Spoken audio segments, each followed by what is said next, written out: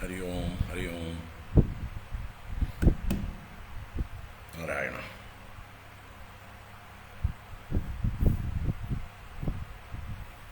ओम शुक्लांबरधरं विष्णुं शशिवर्णं चतुर्भुजं प्रसन्नवदनं ध्यायेत् सर्वविघ्नोपशान्तये। गुरवे सर्वलोकानां भिषजे भवरोगिणां निधये सर्वविद्यानां दक्षिणामूर्तये नमः। जन्माद्यस्य यतोऽन्वयादितरतश्चार्तेष्वभिज्ञस्वराड् तेने ब्रह्महृदाय आदिकवये मुह्यन्ति यत्सूरयः। तेजो वारिमृदां यदा विनिमयो यत्र त्रिसर्गो अमृषा धाम्ना स्वेन सदा निरस्तकुहगं सत्यं परं धीमहि।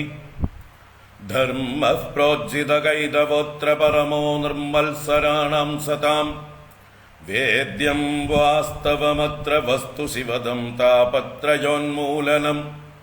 श्रीमद्भागवते महामुनिकृते किं वा परैरीश्वरः सद्यो हृद्यवरुध्यतेऽत्र कृतिभिः शुश्रूषुभिस्तल्क्षणात्।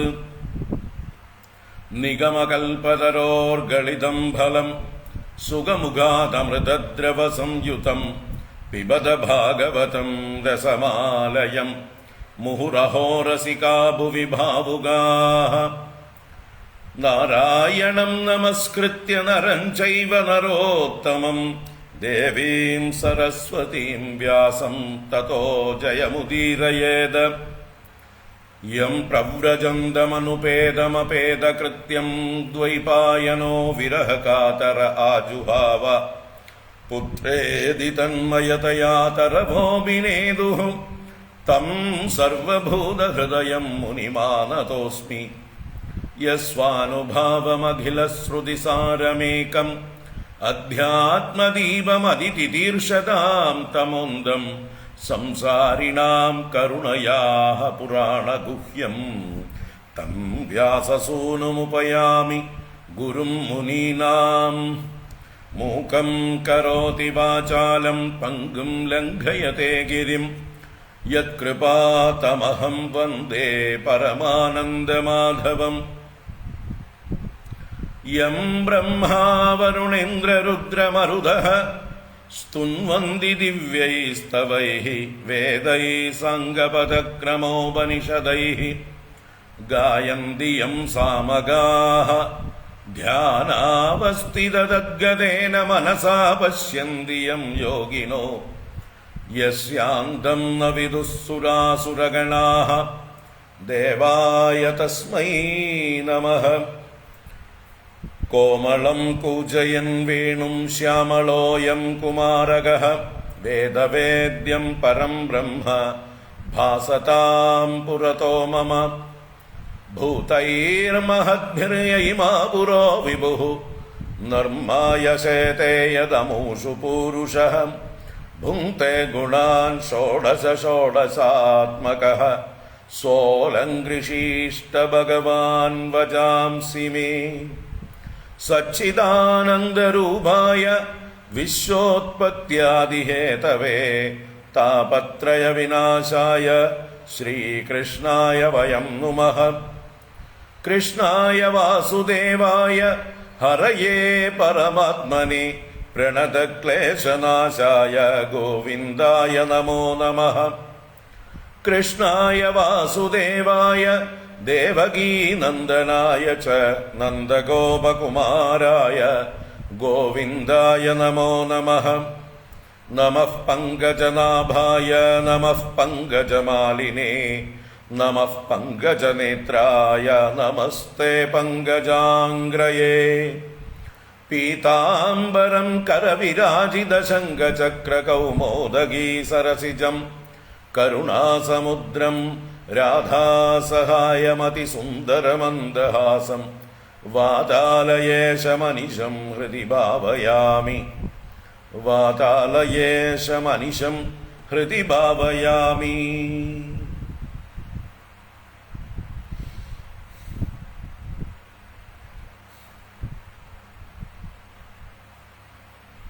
ഓം നമോ ഭഗവതേ വാസുദേവായ. ഓം നമോ നാരായണായ. ഓം ശ്രീകൃഷ്ണ പരമാത്മനേ നമഃ. ഓം ശ്രീ ഗുരുവായൂരപ്പ ശരണം. ഓം നമഃ പരമഋഷിഭ്യോ നമഃ. പരമഋഷിഭ്യഃ ഹരി ഓം. എല്ലാവർക്കും നമസ്കാരം. എല്ലാവർക്കും ശുഭസായാഹ്നം, സുസ്വാഗതം.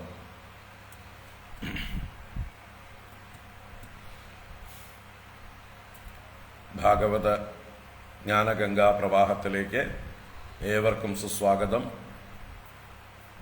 32-ാം അധ്യായം തൃതീയ സ്കന്ധത്തിൽ കപിലോപാഖ്യാനം തുടരുകയാണ്. ജീവന്റെ സംസാരഗതികൾ പറഞ്ഞതിന് ശേഷം പുണ്യകർമ്മങ്ങൾ ചെയ്യുന്നവരുടെ 2 തരം ഗതികളെക്കുറിച്ച്, മടങ്ങി വരവുള്ള ഗതിയും മടങ്ങി വരവില്ലാത്ത ഗതിയും,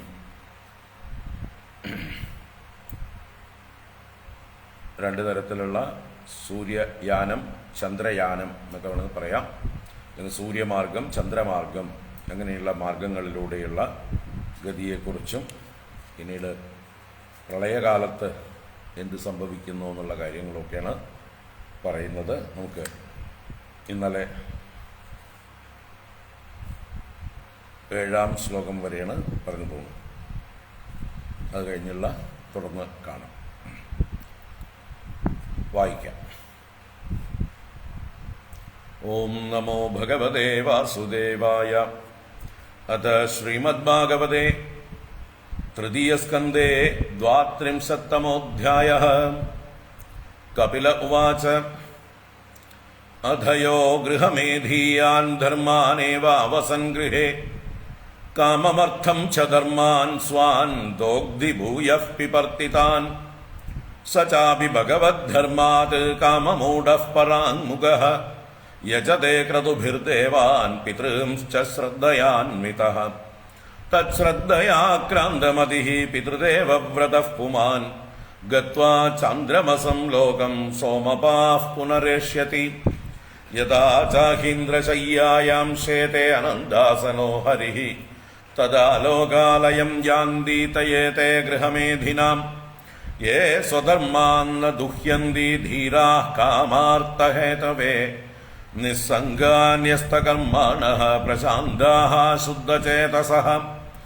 നിവൃത്തിധർമ്മനിരതാ നിർമ്മമാ നിരഹംകൃതാഃ സ്വധർമാദ്യേന സത്വേന പരിശുദ്ധേന ചേതസാ സൂര്യദ്വാരേണ തേ യാന്തി പുരുഷം വിശ്വതോമുഖം പരാപരേശം പ്രകൃതിം അസ്യോൽപത്യന്തഭാവനം ദ്വിപരാർദ്ധാവസാനേ യഃ പ്രളയോ ബ്രഹ്മണസ്തുതേ താവദധ്യാസത്തെ ലോകം പരസ്യ പരചിന്തകാഃ ക്ഷ്മാംബോനലാനിലവിയന്മന ഇന്ദ്രിയാർത്ഥഭൂതാദിഭിഃ പരിവൃതം പ്രതിസഞ്ചിഹിർഷുഃ അവ്യാകൃതം വിശതിയർഹി ഗുണത്രയാത്മാ കാലം പരാക്യമനുഭൂയ പരസ്വയംഭൂഃ ഏവം പരേത്യ ഭഗവന്തമനുപ്രവിഷ്ടാഃ യേ യോഗിനോ ജിതമരുന്മനസോ വിരാഗാഃ തേനൈവ സാകമമൃതം പുരുഷം പുരാണം ബ്രഹ്മപ്രധാനമുപയാന്ത്യഗതാഭിമാനാഃ അതതം സർവഭൂതാനാം ഹൃത്പദ്മേഷു കൃതാലയം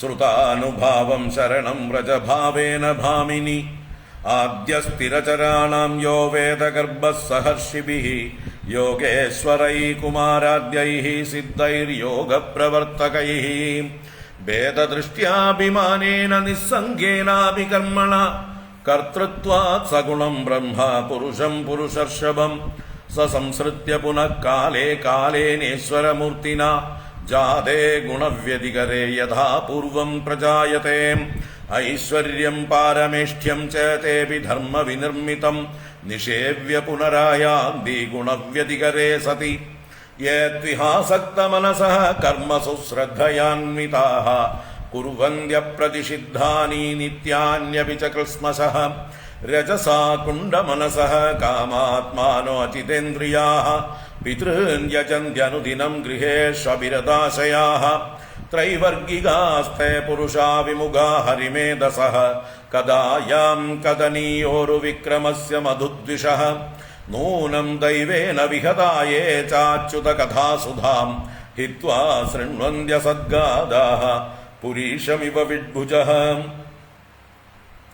ദക്ഷിണേന പധാര്യം നഃ പിതൃലോകം വ്രജന്തി തേ പ്രജാം അനുപ്രജായന്തേ ശ്മശാനാന്തക്രിയാകൃതഃ തതസ്തേ ക്ഷീണസുകൃതാഃ പുനർലോകമിമം സതി പതന്തി വിവശാ ദേവൈഃ സദ്യോ വിഭ്രംസിതോദയാഃ തസ്മാത് ത്വം സർവഭാവേന ഭജസ്വ പരമേഷ്ഠിനം തൽഗുണാശ്രയയാ ഭക്ത്യാ ഭജനീയ പദംബുജം വാസുദേവേ ഭഗവതി ഭക്തിയോഗഃ പ്രയോജിതഃ ജനയത്യാസു വൈരാഗ്യം ജ്ഞാനം യദ്ബ്രഹ്മദർശനം യദാസ്യ ചിത്തമർത്ഥേഷു സമേഷു ഇന്ദ്രിയവൃത്തിഭിഃ ന വിഗൃഹാതി വൈഷമ്യം പ്രിയം അപ്രിയമിത്യുത സ തദൈവാത്മനാത്മാനം നിസ്സംഗം സമദർശനം ഹേയോപാദേയരഹിതം ആരൂഢം പദമീക്ഷത്തെ ജ്ഞാനമാത്രം പരം ബ്രഹ്മ പരമാത്മേശ്വരഃ പുമാൻ ദൃശ്യാദിഭിഃ പൃഥഗ്ഭാവൈഃ ഭഗവാൻ ഏക ഈയത്തെ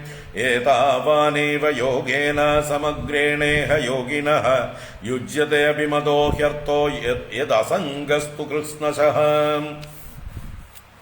ജ്ഞാനമേകം പരാചീനൈഃ ഇന്ദ്രിയൈർബ്രഹ്മ നിർഗുണം അവഭാത്യർത്ഥരൂപേണ ഭ്രാന്ത്യാ ശബ്ദാദി ധർമ്മണ യഥാ മഹാനഹം രൂപഃ ത്രിവൃത് പഞ്ചവിധസ്വരാട് ഏകാദശവിധസ്തസ്യ വപുരണ്ഡം ജഗദ്യതഃ ഏതദ്വൈ ശ്രദ്ധയാ ഭക്ത്യാ യോഗാഭ്യാസേന നിത്യശഃ സമാഹിതാത്മാ നിസ്സംഗോ വിരക്ത്യാ പരിപശ്യതി ഇത്യേതത് കഥിതം ഗുർവീ ജ്ഞാനം തദ് ബ്രഹ്മദർശനം യേനാവബുധ്യതേ തത്വം പ്രകൃതേഃ പുരുഷസ്യ ച ജ്ഞാനയോഗശ്ച മന്നിഷ്ടോ നൈർഗുണ്യോ ഭക്തിലക്ഷണഃ ദ്വയോരപ്യേക ഏവാർത്തോ ഭഗവൽ ശബ്ദലക്ഷണഃ യഥേന്ദ്രിയൈഃ പൃഥഗ്ദ്വാരൈഃ അർത്ഥോ ബഹുഗുണാശ്രയഃ ഏകോ നാനീയത്തെ തദ്വത് ഭഗവാൻ ശാസ്ത്രവത്മഭിഃ ക്രിയയാ ക്രതുഭിർദാനൈഃ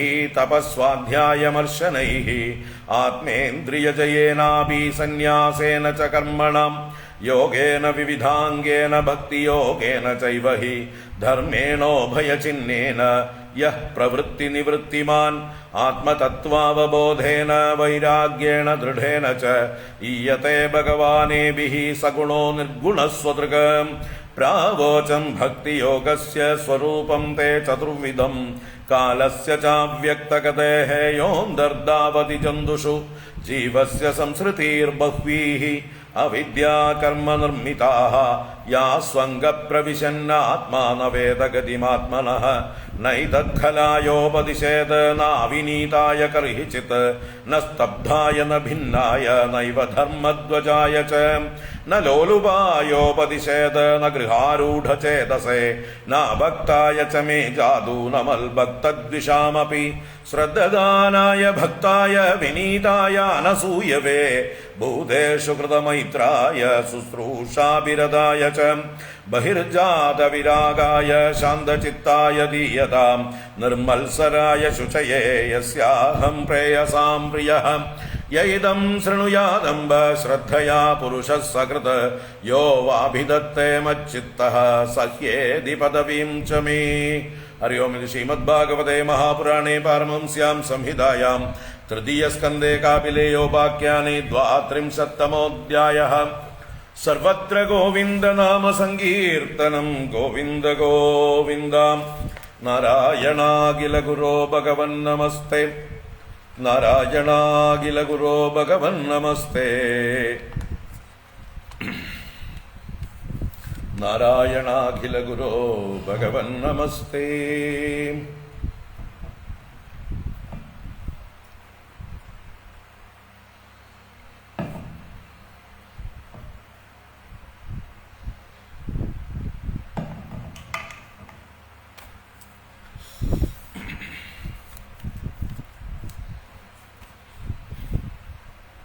ഹരി ഓം. എല്ലാവർക്കും ഒരിക്കൽ കൂടെ നമസ്കാരം, ഒരിക്കൽ കൂടെ സുസ്വാഗതം.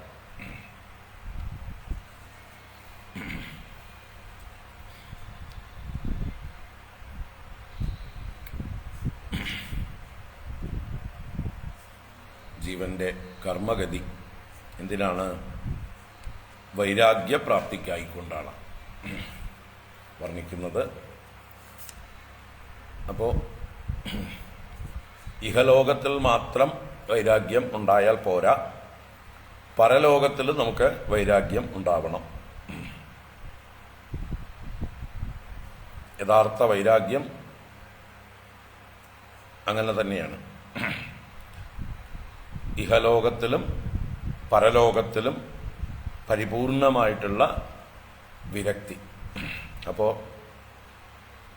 ഈ ലോകത്തുള്ള നമ്മുടെ കഷ്ടപ്പാടുകളെ, ജീവന്റെ കഷ്ടപ്പാടുകളെ, ഗർഭവാസവും പുറത്തു വന്നു കഴിഞ്ഞിട്ടുള്ള കഷ്ടപ്പാടുകളും വളരെ വിശദമായി എണ്ണി പറഞ്ഞു. അതിൽ നിന്ന് നമുക്ക് ഇനി ഈ ലോകത്തിൽ, ഈ ഭൂമിയിൽ ഒരു മനുഷ്യജന്മം, ഗർഭവാസം, ഇതുപോലെയുള്ള കഷ്ടപ്പാടുകളുടെ പരമ്പര, ഇതൊന്നും അനുഭവിക്കാൻ വയ്യേ എന്ന് തോന്നും. എന്നാലും നമ്മുടെ ഉള്ളിൽ പരലോകത്തെക്കുറിച്ചിട്ടുള്ള സങ്കല്പങ്ങളും കൊതികളും കിടപ്പുണ്ടാവും. ലോകേഷണ എന്ന് പറയുന്ന കൂട്ടത്തിൽ വരുന്നത്. പുത്രേഷണ, വിത്തേഷണ, ലോകേഷണ, ഏഷണാത്രയങ്ങൾ. ഏഷണാത്രയങ്ങളിൽ പുത്രേഷണ, വിത്തേഷണ, അത് രണ്ടും ഈ ലോകത്തിലാണ്. ലോകേഷണ എന്നുള്ളത് കൊണ്ട് പരലോകത്തിലും ഉള്ളതായിട്ടുള്ള ആഗ്രഹങ്ങളാണ്. പുത്രേഷണ, പുത്രന്മാരോടുള്ളതായിട്ടുള്ള നമ്മുടെ ആസക്തി, സന്തതി പരമ്പരകളോടുള്ളതായിട്ടുള്ള നമ്മുടെ ആസക്തി. അതുപോലെ വിത്തേഷണ എന്ന് പറഞ്ഞാൽ ധനം സമ്പാദിക്കാനും സ്ഥാനമാനങ്ങൾ നേടാനും അങ്ങനെ സുഖസൗകര്യങ്ങൾ വർദ്ധിപ്പിക്കുവാനുമുള്ളതായിട്ടുള്ള ആസക്തിയാണ് വിത്തേഷണ. ഇത് രണ്ടും ഈ ലോകത്തിലുള്ളതാണ്. അതിനെക്കുറിച്ചൊക്കെ വളരെ വിശദമായിട്ട് ജീവന്റെ സംസാരഗതിയിൽ ചർച്ച ചെയ്തു. അതിൽ വിരക്തി ഉണ്ടാകാൻ, ചിന്തിക്കാൻ വേണ്ടതെല്ലാം വിളമ്പി തന്നു. ഇനി പരലോകത്ത് സ്വർഗാദി ലോകങ്ങളിൽ ചെന്ന് അവിടെയുള്ളതായിട്ടുള്ള സുഖങ്ങളും ഭോഗങ്ങളും അനുഭവിക്കണം, അവിടെ ചിരകാലം കഴിയണം എന്നൊക്കെ ഉള്ളതായിട്ടുള്ള കൊതികൾ പലർക്കും ഉണ്ട്, ധാരാളം പേർക്കുണ്ട്. അല്ലെങ്കിൽ തന്നെ നമ്മുടെ ഇപ്പോൾ ലോകത്തിന് മുഴുവൻ അസ്വസ്ഥതയുണ്ടാക്കുന്ന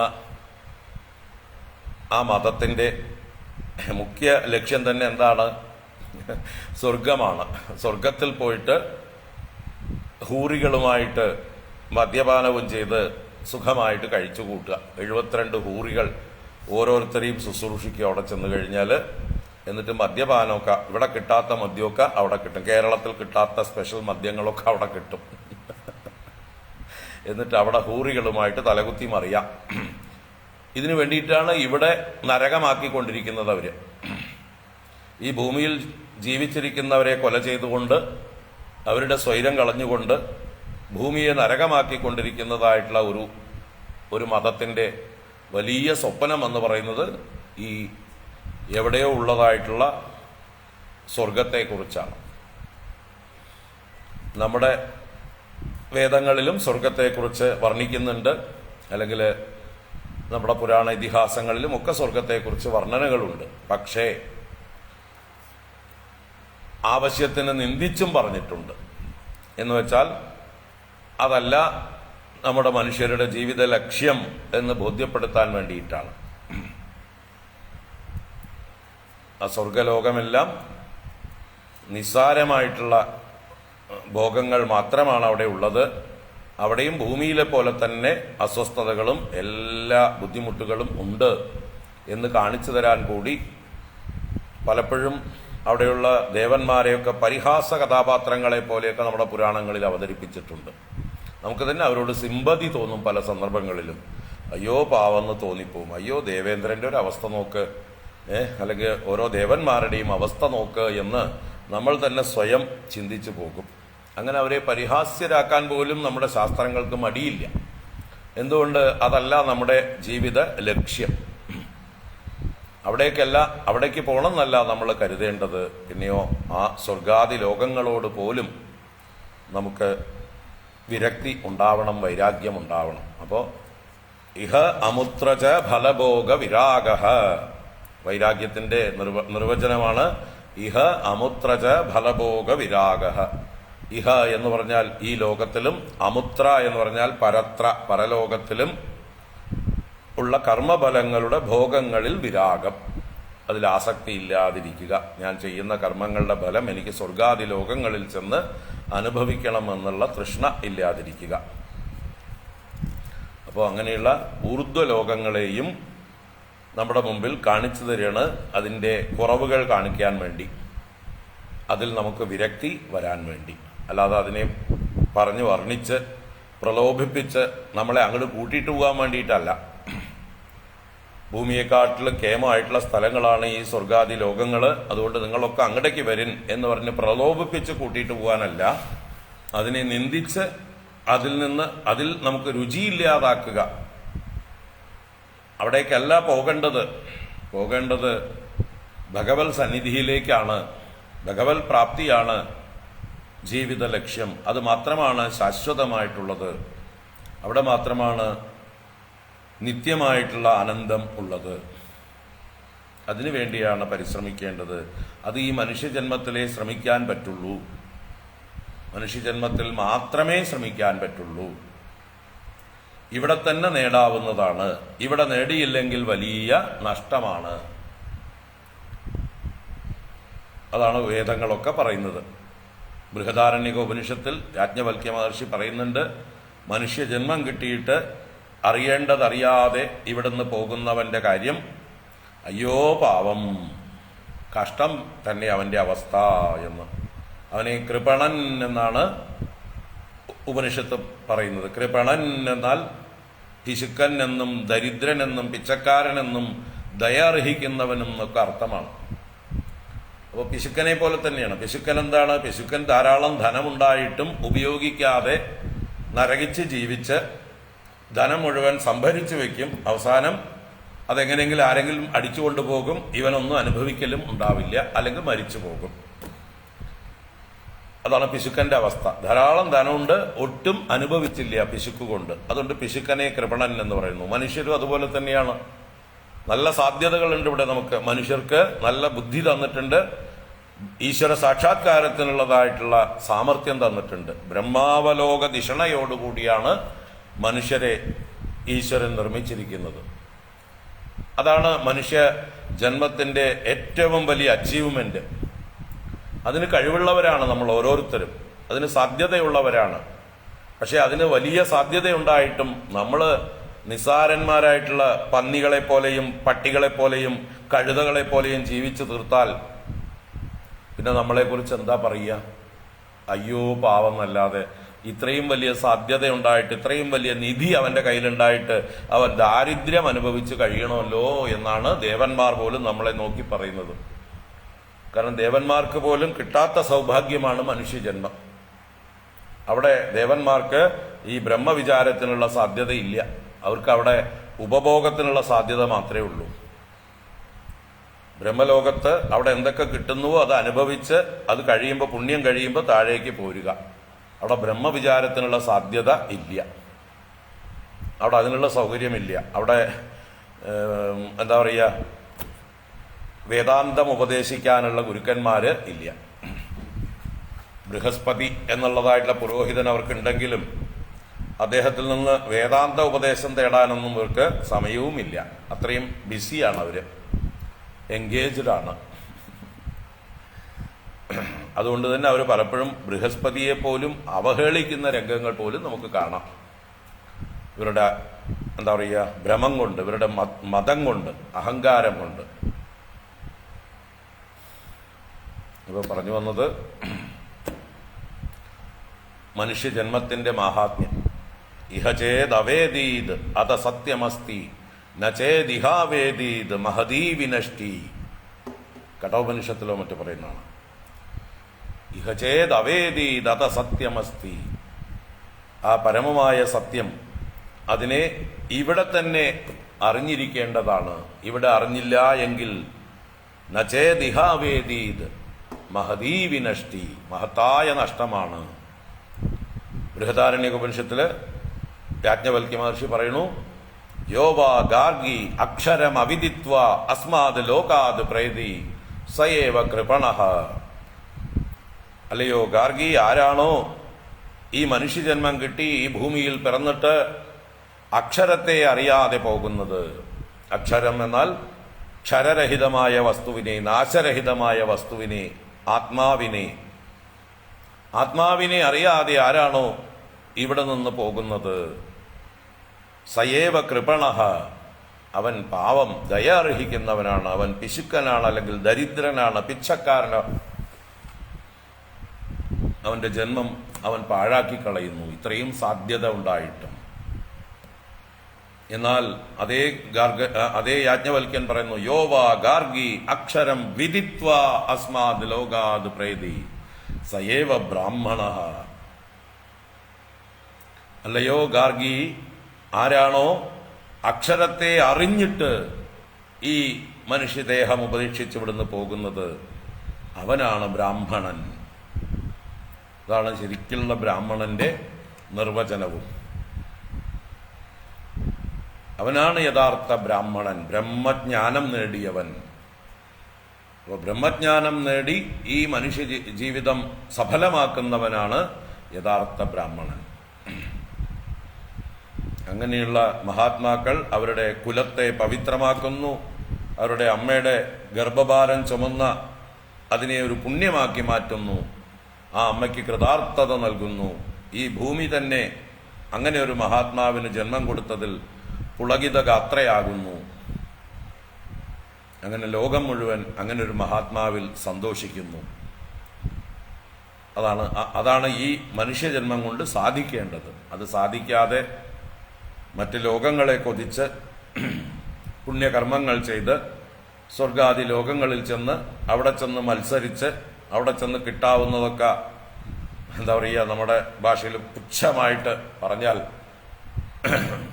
അനുഭവിച്ചുകൊണ്ട് കോട്ട കഴിയുമ്പോൾ അവിടുന്ന് പുറന്തള്ളപ്പെട്ട് താഴേക്ക് പതിക്കുന്നതായിട്ടുള്ള ആ ഒരവസ്ഥ, അതിനെക്കുറിച്ച് നമ്മൾ ചിന്തിച്ച് അതിൽ നമുക്ക് താല്പര്യമില്ലാതെയാവണം. എന്നിട്ട് നേടേണ്ടത് ബ്രഹ്മപദമാണ്, ഭഗവത് പദമാണ്, ആത്മപദമാണ്, ആത്മജ്ഞാനമാണ് എന്ന് നിശ്ചയിക്കണം. ആ നിശ്ചയത്തിന് വേണ്ടിയിട്ടാണ് ഇതെല്ലാം വർണ്ണിക്കുന്നത്. പുരുഷാർത്ഥ നിശ്ചയം ചെയ്യുക എന്ന് പറയണം. പുരുഷാർത്ഥ നിശ്ചയം ചെയ്യുക. എന്താണ് നമുക്ക് വേണ്ട പുരുഷാർത്ഥം? ഏതാണ് നമ്മൾ അർത്ഥിക്കേണ്ടത്? യഥാർത്ഥത്തിൽ മനുഷ്യജന്മത്തിൽ വർത്തിയായിട്ടുള്ളത് എന്താണ്? ആ വർത്തിയായിട്ടുള്ള കാര്യത്തെ വേണ്ടേ നമ്മൾ അർത്ഥിക്കാനായിക്കൊണ്ട്, അല്ലാതെ നക്കാപ്പിച്ച കൊണ്ട്, അല്ലേ, നിസ്സാര വസ്തുക്കളെ കൊണ്ട് തൃപ്തരായിട്ട് ഇവിടുന്ന് പോകാൻ പാടുമോ? അങ്ങനെ വഞ്ചിതരായി ഇവിടുന്ന് പോകാൻ പാടുള്ളതാണോ? വഞ്ചിതരാവാൻ പാടുള്ളതല്ല. സ്മാർട്ടായിട്ട് പോകണം.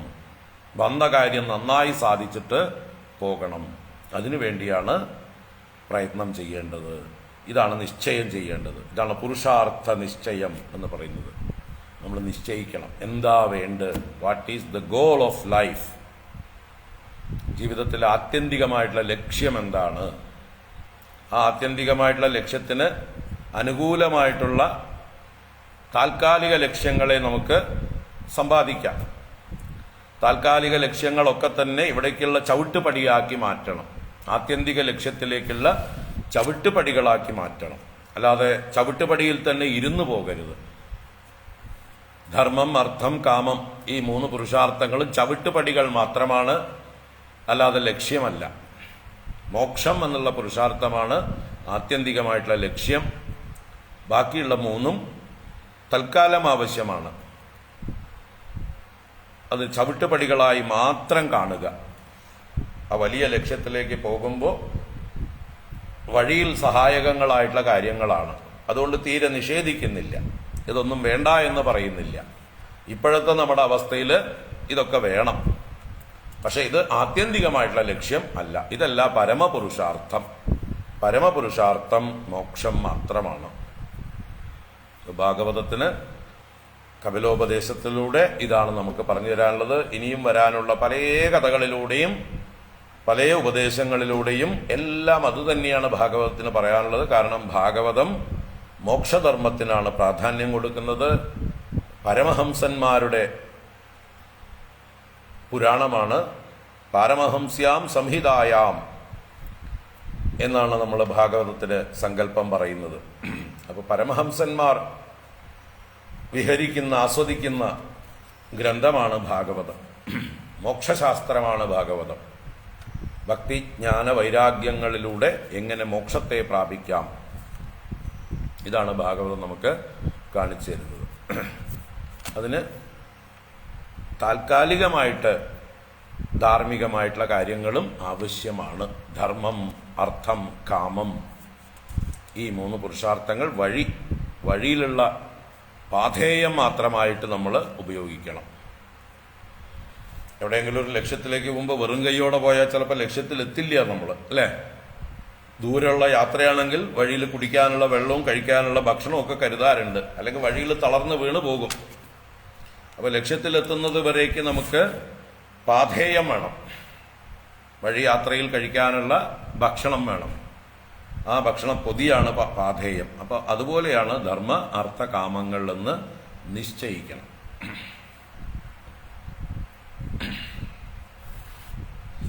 അപ്പൊ ഇവിടെ നമ്മൾ ഇന്നലെ 1, 2, 3, 4 ശ്ലോകങ്ങളെ കൊണ്ട് കാമികളായിരിക്കുന്ന, സകാമികളായിരിക്കുന്ന ആളുകൾ ഓരോരോ ദേവതകളെ യജിച്ച് ഉപാസിച്ച് അതാത് ദേവകളിൽ നിന്നുള്ളതായിട്ടുള്ള നിസ്സാര ഫലങ്ങൾ അനുഭവിച്ച് സ്വർഗാദി ലോകങ്ങളിലൊക്കെ പോയി സോമപാനാദികൾ ചെയ്ത് വീണ്ടും മടങ്ങി വരുന്നു. ഗത്വാ ചാന്ദ്രമസം ലോകം സോമപാഹ പുനരേഷ്യതി. പുനഃ ഏഷ്യതി, ഏഷ്യതി വന്നു ചേരും, വീണ്ടും വരുന്നു എന്ന് പറയണം.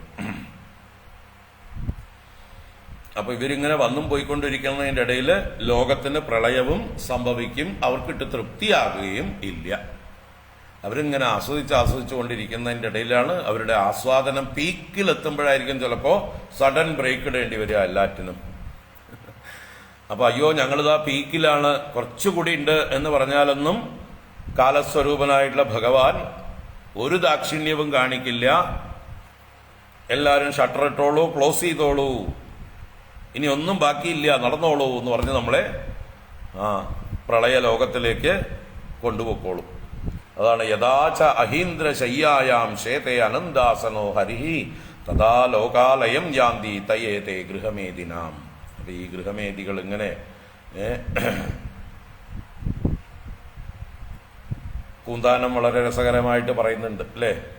ഉണ്ണിയുണ്ടായിട്ട് ആ ഉണ്ണിക്ക് ഉണ്ണിയുണ്ടായിട്ട് പിന്നെ ആ ഉണ്ണിയുടെ പിറന്നാളുകൾ ആഘോഷിച്ച് വന്നു. ഓണം തിരുവാതിരയെന്നും വന്നില്ലല്ലോ, വിഷു എന്നും ഒക്കെ പറഞ്ഞിങ്ങനെ കാത്തിരിക്കുമ്പോഴാണ് യുദ്ധമോരോന്ന് ചിന്തിച്ചിരിക്കവേ ചത്തുപോകുന്നു പാവം ശിവശിവ എന്ന് പറഞ്ഞത്.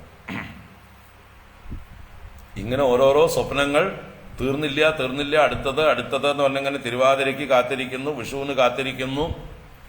അതിൻ്റെ ഇടയ്ക്കാണ് കാത്തിരിക്കുന്നതിൻ്റെ ഇടയിൽ യാതൊരു ദാക്ഷിണ്യവുമില്ലാതെ കാലൻ വന്ന് നമ്മളെ കൂട്ടിയിട്ട് പോകുന്നത്. ചത്തുപോകുന്നു പാവം ശിവശിവ.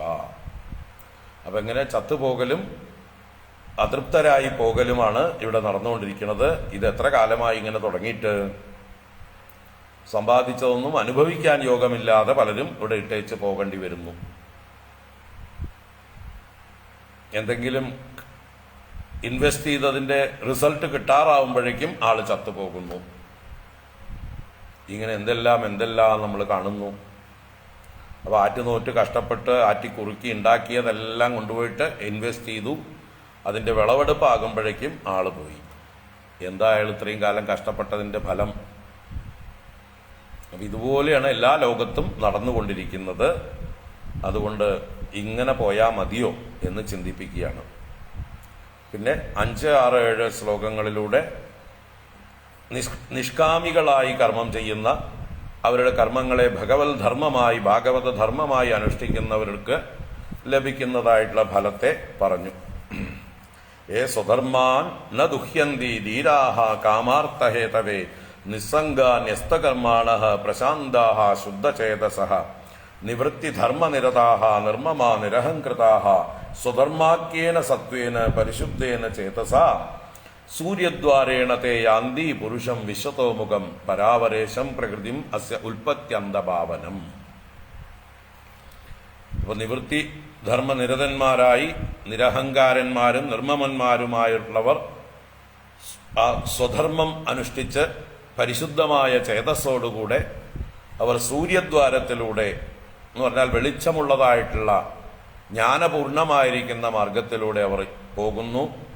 ആ വിശ്വതോമുഖനായ പുരുഷനെ, പരാവരേശനായ പുരുഷനെ, പ്രകൃതി അല്ലെങ്കിൽ പ്രകൃതിയുടെ ഉൽപ്പത്തിക്കും അന്തത്തിനും ഭാവനത്തിനും കാരണമായിരിക്കുന്നവനെ, സൃഷ്ടിസ്ഥിതി സംഹാര കാരണഭൂതനായവനെ പ്രാപിക്കുന്നു, ഈശ്വരനെ പ്രാപിക്കുന്നു എന്നാണ് 5, 6, 7 ശ്ലോകങ്ങളെ കൊണ്ട് പറഞ്ഞത്. ഇനി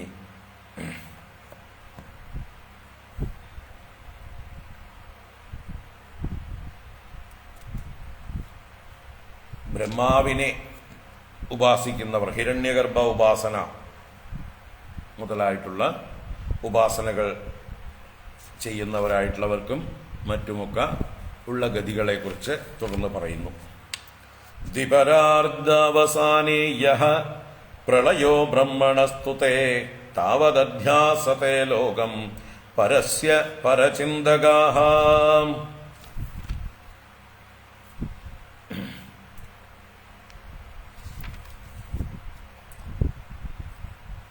ഇവിടെ പരസ്യ പരചിന്തകാഃ എന്ന് പറയുന്നത്, പരൻ എന്ന് പറയുന്നത് ഇവിടെ ശ്രേഷ്ഠൻ എന്നുള്ള അർത്ഥത്തിൽ ബ്രഹ്മദേവനെ സൂചിപ്പിച്ചുകൊണ്ടാണ്. പരചിന്തകാഃ, ആ പരനായ ബ്രഹ്മദേവനെ പരമേശ്വരനായി ചിന്തിക്കുന്നവർ. ബ്രഹ്മാവ് തന്നെയാണ് ഏറ്റവും കേമൻ, അദ്ദേഹം തന്നെയാണ് പരമേശ്വരൻ എന്ന് വിചാരിച്ചുകൊണ്ട് ബ്രഹ്മദേവനെ ഉപാസിക്കുന്നവർ. ഇതാണ് പരസ്യ. ഇവിടെ പരസ്യ എന്നുള്ള ശബ്ദത്തിന് ബ്രഹ്മദേവൻ എന്ന അർത്ഥത്തിലാണ് എടുക്കേണ്ടത്. ബ്രഹ്മണഃ പരചിന്തകാഃ, ബ്രഹ്മാവിനെ പരമേശ്വരനായി ഭാവന ചെയ്യുന്നവർ. യാവരാണോ തേ, അവര് ദ്വിപരാർദ്ധാവസാനേ ബ്രഹ്മണഃ തു പ്രളയഃ യഃ താവത് ലോകമധ്യാസത്തെ. ദ്വിപരാർദ്ധാവസാനം, ദ്വിപരാർദ്ധം എന്നുള്ളത് ബ്രഹ്മാവിന്റെ ആയുസ്സാണ്. 2 പരാർദ്ധങ്ങൾ അതിൻ്റെ അവസാനം. അപ്പോൾ 50 കൊല്ലമാണ് ഒരു പരാർദ്ധം. 2 പരാർദ്ധം എന്ന് പറഞ്ഞാൽ 100 കൊല്ലം ബ്രഹ്മദേവന്റെ ആയുസ്. നമ്മുടെ 100 കൊല്ലം അല്ല, അത് 1000 ചതുർയുഗങ്ങൾ ബ്രഹ്മദേവന്റെ ഒരു പകലും 1000 ചതുർയുഗങ്ങൾ ബ്രഹ്മദേവന്റെ രാത്രിയുമാണ്. അപ്പോൾ 2000 ചതുർയുഗങ്ങൾ ചേർന്നാലേ ബ്രഹ്മദേവന്റെ ഒരു ദിവസം പോലും ആവുള്ളൂ. അങ്ങനെ 360 ദിവസങ്ങളും, അങ്ങനെ 100 കൊല്ലവും. ഇനി ചതുർയുഗങ്ങളുടെ കണക്ക് അതൊക്കെ നമുക്ക് പിന്നെ പഠിക്കാം. ഓരോ യുഗങ്ങളും എത്ര വീതമാണ്. ചതുർയുഗം എന്ന് പറയുമ്പോൾ എത്ര വരും? 12,000 ദേവവർഷങ്ങളാണ് ഒരു ചതുർയുഗം എന്ന് പറയുന്നത്. അപ്പൊ ദേവവർഷം എന്താണ്, മനുഷ്യവർഷത്തിൽ നിന്ന് ദേവവർഷത്തിന്റെ വ്യത്യാസം എന്താണ് എന്നൊക്കെ ചിന്തിക്കേണ്ടി വരും. ഇപ്പൊ 360 മനുഷ്യവർഷം കഴിയുമ്പോഴേ ഒരു ദേവവർഷം ആവുകയുള്ളൂ. ഇങ്ങനെ വലിയൊരു കണക്കാണ്. അതിനെയാണ് ഇവിടെ ബ്രഹ്മദേവന്റെ ആയുസ്സായിട്ട് ദ്വിപരാർദ്ധകാലം എന്ന് പറയുന്നത്. ആ ദ്വിപരാർദ്ധകാലം കഴിയുമ്പോൾ, ബ്രഹ്മാവിന്റെ ആയുസ് കഴിയുമ്പോൾ, ഈ ബ്രഹ്മദേവനെ ഉപാസിച്ചവർ പരചിന്തകാഹ യേ തേ എന്ന് പറഞ്ഞാൽ അവര് ദ്വിപരാർദ്ധ അവസാനത്തിൽ ബ്രഹ്മാവിന്റെ ആയുസ് ഒടുങ്ങുമ്പോൾ ബ്രഹ്മണഹു പ്രളയഃ യഃ, ബ്രഹ്മാവിനെ സംബന്ധിച്ച പ്രളയം, ബ്രഹ്മപ്രളയം എന്നാണ് അതിന് പറയുക. ദ്വിപരാർദ്ധ അവസാനത്തിൽ സംഭവിക്കുന്നത് ബ്രഹ്മപ്രളയം. താവത് ലോകമധ്യാസത്തെ, അതുവരെ ആ ലോകത്തെ അധിവസിക്കുന്നു. ഏത് ലോകത്തെ? ബ്രഹ്മാവിന്റെ ലോകത്തെ. ബ്രഹ്മാവിനെ ഉപാസിച്ചവർ ബ്രഹ്മലോകത്തെത്തി ബ്രഹ്മാവിനോടുകൂടെ കഴിയുന്നു. ഏത് കാലം വരെ? ബ്രഹ്മാവിന്റെ ആയുസ് കഴിയുന്നത് വരെ. അവിടുത്തെ ബ്രഹ്മലോകത്തിന്റെ നാഥനായ ബ്രഹ്മാവ് തന്നെ അവിടുന്ന് പോയി കഴിഞ്ഞാൽ പിന്നെ അവിടെയുള്ളവർക്ക് യാതൊരാൾക്കും അവിടെ സ്ഥാനമില്ല. എല്ലാവരും പോകാൻ ബാധ്യസ്ഥരാണ് അദ്ദേഹത്തിന്റെ ഒപ്പം. അതാണ് ഇവിടെ പറഞ്ഞു വരുന്നത്. അപ്പൊ അതുവരേക്കേ ഉള്ളൂ. ഇത് പറഞ്ഞത് ഭഗവത്ഗീതയിലെ ശ്ലോകം ഓർമ്മിപ്പിക്കുകയാണ്. ആ ബ്രഹ്മഭുവനാൽ ലോകാഹ പുനരാവർത്തിനോർജുന. അല്ലയോ അർജുന, ബ്രഹ്മലോക പര്യന്തമുള്ള ലോകങ്ങളെല്ലാം ഉണ്ടായി നശിക്കുന്നതാണ്. എന്നാൽ മാമുപേത്യതു കൗന്ദേയ പുനർജന്മ ന ഗൃഹ്യത്തെ, പുനർജന്മത്തെ പ്രാപിക്കുന്നില്ല. പുനർജന്മ ന വിദ്യതേ, പുനർജന്മത്തെ പ്രാപിക്കുന്നില്ല. അപ്പോൾ ഭഗവാനെ പ്രാപിക്കണം, വീണ്ടും ജനിച്ചു മരിക്കാതിരിക്കാൻ, നാശമില്ലാത്ത ലോകത്തെ പ്രാപിക്കാൻ. ബ്രഹ്മലോകത്തിനും നാശമുണ്ട് എന്ന് സൂചിപ്പിക്കാനാണ്. എന്നിട്ട് ആ ബ്രഹ്മപ്രളയത്തെക്കുറിച്ച് പറയാണ് 9ാമത്തെ ശ്ലോകത്തിൽ. ആ ബ്രഹ്മപ്രളയകാലം. ക്ഷ്മാംബോനലാനിലവിയന്മന ഇന്ദ്രിയാർത്ഥഭൂതാദിഭിഃ പരിവൃതം പ്രതിസഞ്ജിഹീർഷു അവ്യാകൃതം വിശതി യർഹി ഗുണത്രയാത്മാ കാലം പരാഖ്യമനുഭൂയ പരസ്വയംഭൂഃ.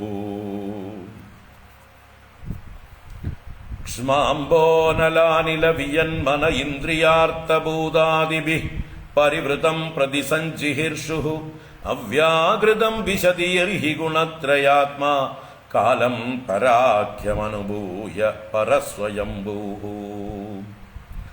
ഇപ്പൊ ബ്രഹ്മാവിന്റെ ആയുസ് കഴിയുമ്പോൾ ബ്രഹ്മദേവൻ ഇവിടുന്ന് കമ്പൾസറി ആയിട്ട് റിട്ടയർ ചെയ്തോളണം. അല്ലേ? നമുക്ക് ഓരോരോ ഡിപ്പാർട്ട്മെന്റിൽ, ഓരോ വകുപ്പുകളിൽ ഇത്ര വയസ്സ് വരെ സർവീസ് എന്നുണ്ട്. അത് കഴിഞ്ഞാൽ കമ്പൾസറി ആയിട്ട് റിട്ടയർ ചെയ്തോളണം. 55 ആവാം, 58 ആവാം, 60 ആവാം. റിട്ടയർമെന്റ് ഇല്ലാത്തത് കള്ളന്മാരായിട്ടുള്ള രാഷ്ട്രീയക്കാർക്ക് മാത്രമേ ഉള്ളൂ. അവസാനം വരി അവരുടെ ചെലവ് നമ്മുടെ തലയിൽ കെട്ടിവെക്കാൻ വേണ്ടിയിട്ട്. ഒന്നിനും കൊള്ളാതെ ആയാലും ഇടയ്ക്കിടയ്ക്ക് വിദേശത്ത് പോയി ചികിത്സ നടത്താൻ വേണ്ടിയിട്ട് അവർ പിന്നെയും മത്സരിച്ചുകൊണ്ടിരിക്കും. MLA-യും മന്ത്രിയും ഒക്കെ ആവും. എന്നിട്ട് ഒരു പണി എടുത്തില്ലെങ്കിലും ഇടയ്ക്കിടയ്ക്ക് അമേരിക്കയിൽ പോയി ചികിത്സ നടത്തിയിട്ട് വരും. അവർക്ക് മാത്രമേ റിട്ടയർമെന്റ് ഇല്ലാത്തതുള്ളൂ, അല്ലേ?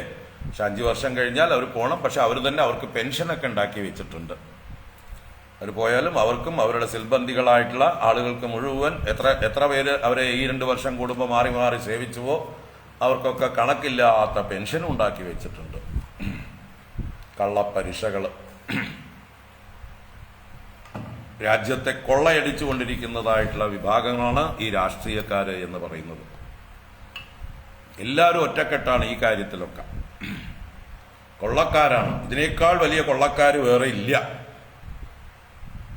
മറ്റു തോക്കുകളുമായിട്ട് ആളുകളെ വന്ന് കൊള്ളയടിക്കുന്നവരൊക്കെ ഇവരെക്കാൾ പാവങ്ങളാണ്, മര്യാദക്കാരാണ്.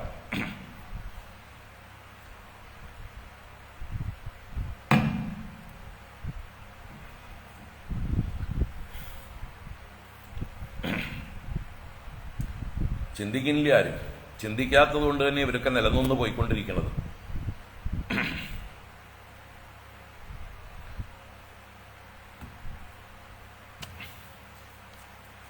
പറഞ്ഞു വന്നത് ബ്രഹ്മാവിന് പോലും റിട്ടയർമെന്റ് കമ്പൾസറി ആണെന്ന് പറയാ. അല്ലാതെ എനിക്ക് ആരോഗ്യമുണ്ട്, എനിക്ക് കഴിവുണ്ട്, ഞാനിവിടെ തന്നെ തുടർന്നോട്ടെ എന്ന് പറഞ്ഞാല് കഴിഞ്ഞു, അങ്ങയുടെ കാലം കഴിഞ്ഞു, മടങ്ങിക്കോളൂ എന്ന് പറഞ്ഞ് അവിടുന്ന് പറഞ്ഞു വിടും. അതാണ് ഇവിടെ യർഹി ഗുണത്രയാത്മാ പരഹ സ്വയംഭൂഹു ക്ഷ്മാംബോനലാനിലവിയന്മന ഇന്ദ്രിയാർത്ഥഭൂതാദിഭിഃ പരിവൃതം പ്രതിസഞ്ചിഹീർഷുഃ പരാക്യം കാലമനുഭൂയ അവ്യാകൃതം വിശതി.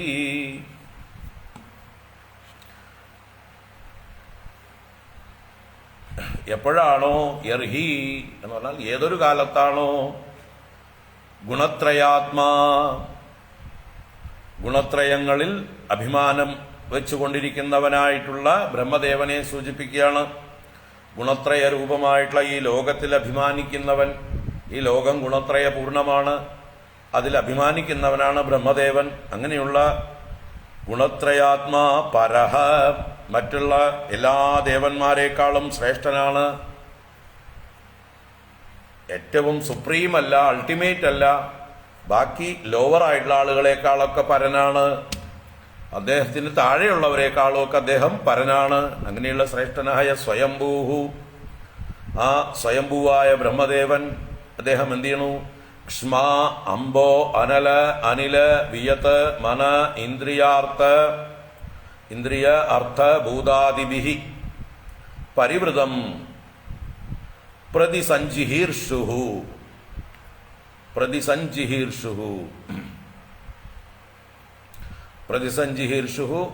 സംഹരിക്കുവാൻ, പ്രതിസംഹരിക്കുവാൻ, തിരിച്ചെടുക്കുവാൻ. എങ്ങനെയാണോ ഈ പ്രപഞ്ചത്തെ അദ്ദേഹം ഇങ്ങോട്ട് പ്രൊജക്റ്റ് ചെയ്തത്, ഇങ്ങോട്ട് നിർമ്മിച്ചത്, അതിൻ്റെ ക്രമത്തിൽ തന്നെയാണ് മടങ്ങിപ്പോക്കും. അവസാനം ഉണ്ടായത് ആദ്യമാദ്യം മടങ്ങും, അതിൻ്റെ കാരണത്തിലേക്ക് മടങ്ങും. എന്നിട്ട് ആദ്യമാദ്യം ഉണ്ടായതിലേക്ക് അത് മടങ്ങിപ്പോയി അവസാനം എല്ലാം കൂടി അവ്യക്തത്തിലേക്ക് മടങ്ങിപ്പോവുക.